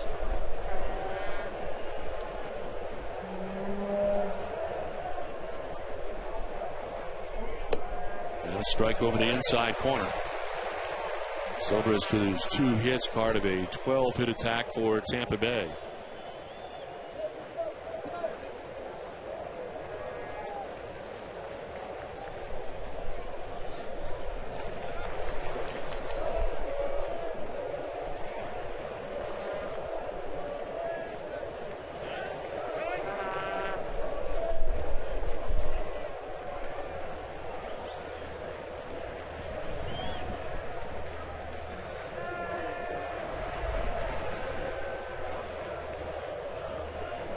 Zobrist lifts it in the air down the left field line. Third baseman Young is over, but that'll get back into the seats. Zobrist there as well, giving it a push further into the seats that time as it started on the playing surface and just kept moving away. Zobrist down 0-2. And this crowd back up again, trying to dispose of the Rays here in the top of the ninth and get their team up in the bottom of the ninth.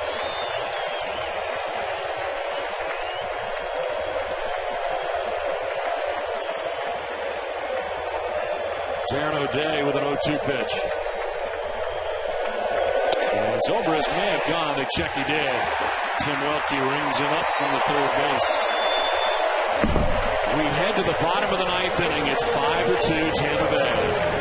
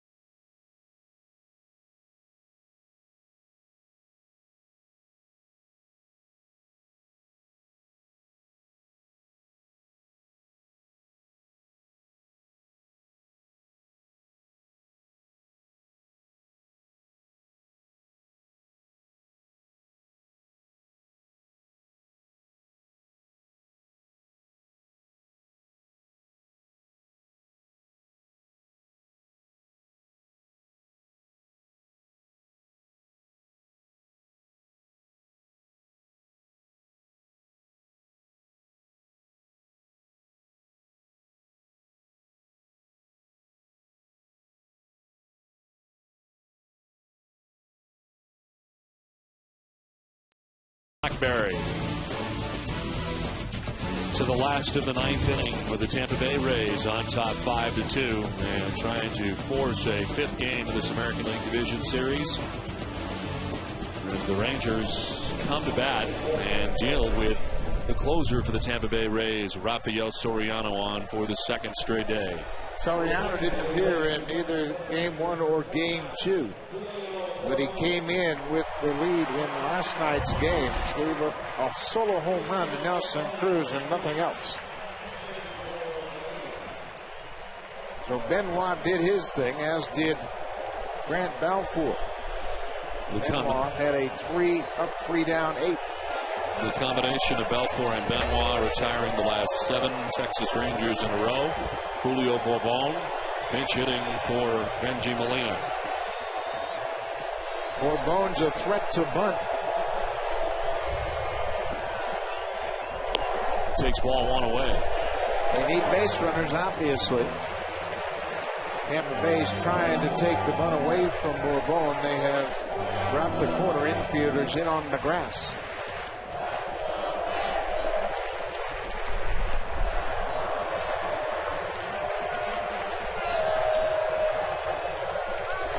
Shortened up, takes another pitch, and Soriano is falling behind 2-0. Rafael Soriano, 30 years of age, an 8-year veteran in the majors, made his postseason debut here last night. Working the final inning of last night's game, gave up a solo home run to Nelson Cruz.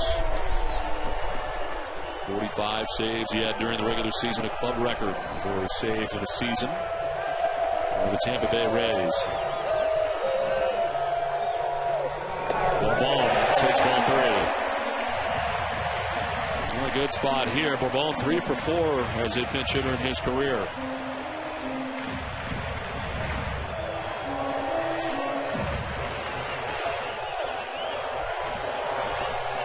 The Rays closer has fallen behind 3-0 to the leadoff hitter here in the 9th. Mitch Moreland waiting on deck. There's strike 1.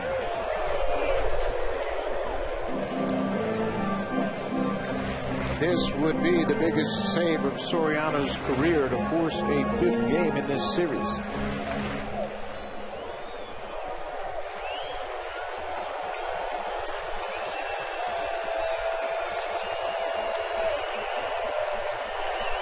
Bourbon takes strike 2. Thought he had ball 4, but gets the bad news from Bill Miller. It's a full count now. Now all you can do if you're Bourbon is regroup. Don't worry about that close call. Soriano, after falling behind 3-0, catches the inside corner at the knees to make it a 3-2 count.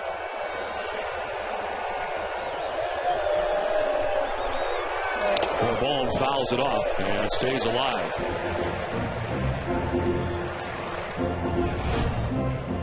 Jaso takes his foul ball right off the mask. It's not quite as violent as it looks. That plastic helmet doesn't really hold the mask in place when you get those foul balls off the mask. Speaking from experience. Looks like it could hurt to me. 3-2 the count. Bourbon with a pop-up. The wind will give it a push. Longoria over by the seats and can't get there. If there's no wind, Longoria's got to play. He's blowing in and across right now in that direction. We've seen a few of those in the last couple of innings be affected, especially the ball to right off the bat of David Murphy. And David Murphy may have been robbed of a home run because of the wind. And right there, Bourbon's at bat will continue because of the wind. 3-2 pitch from Soriano. Bourbon will flip this foul and out of play. 24 times during the regular season, Soriano pitched in back-to-back games.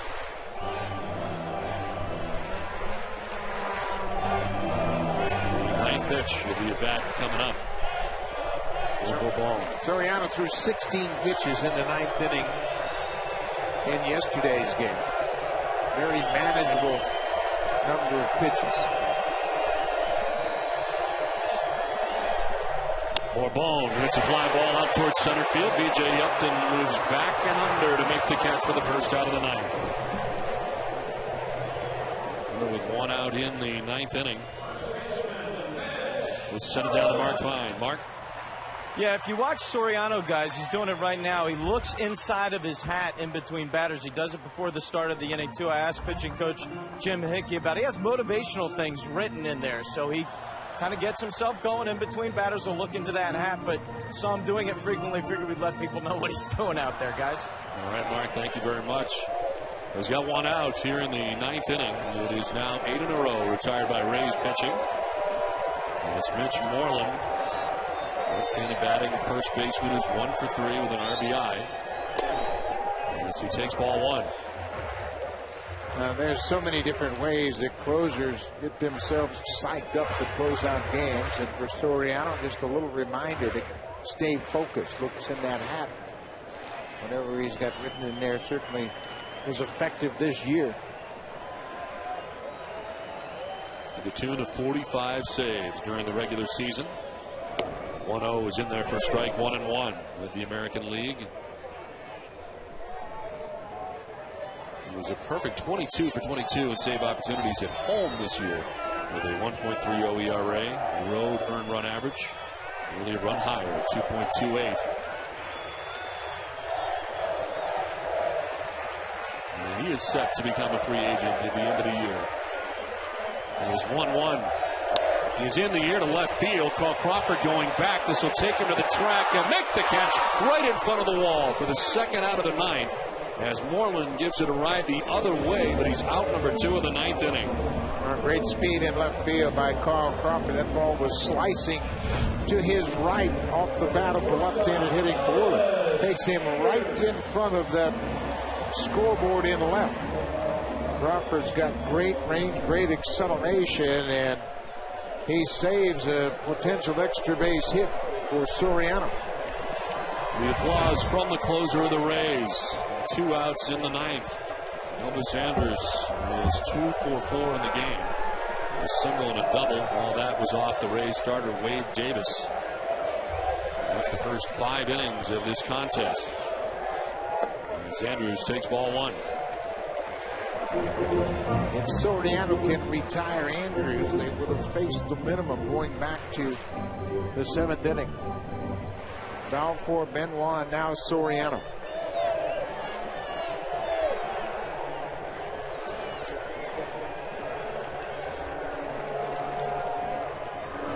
Andrus takes the strike.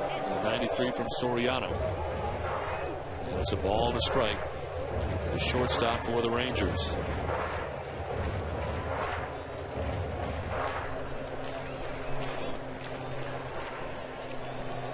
Wade Davis giving up the 2 runs that the Rangers have in this game. The bullpen has been perfect since they took over. This is back to Soriano.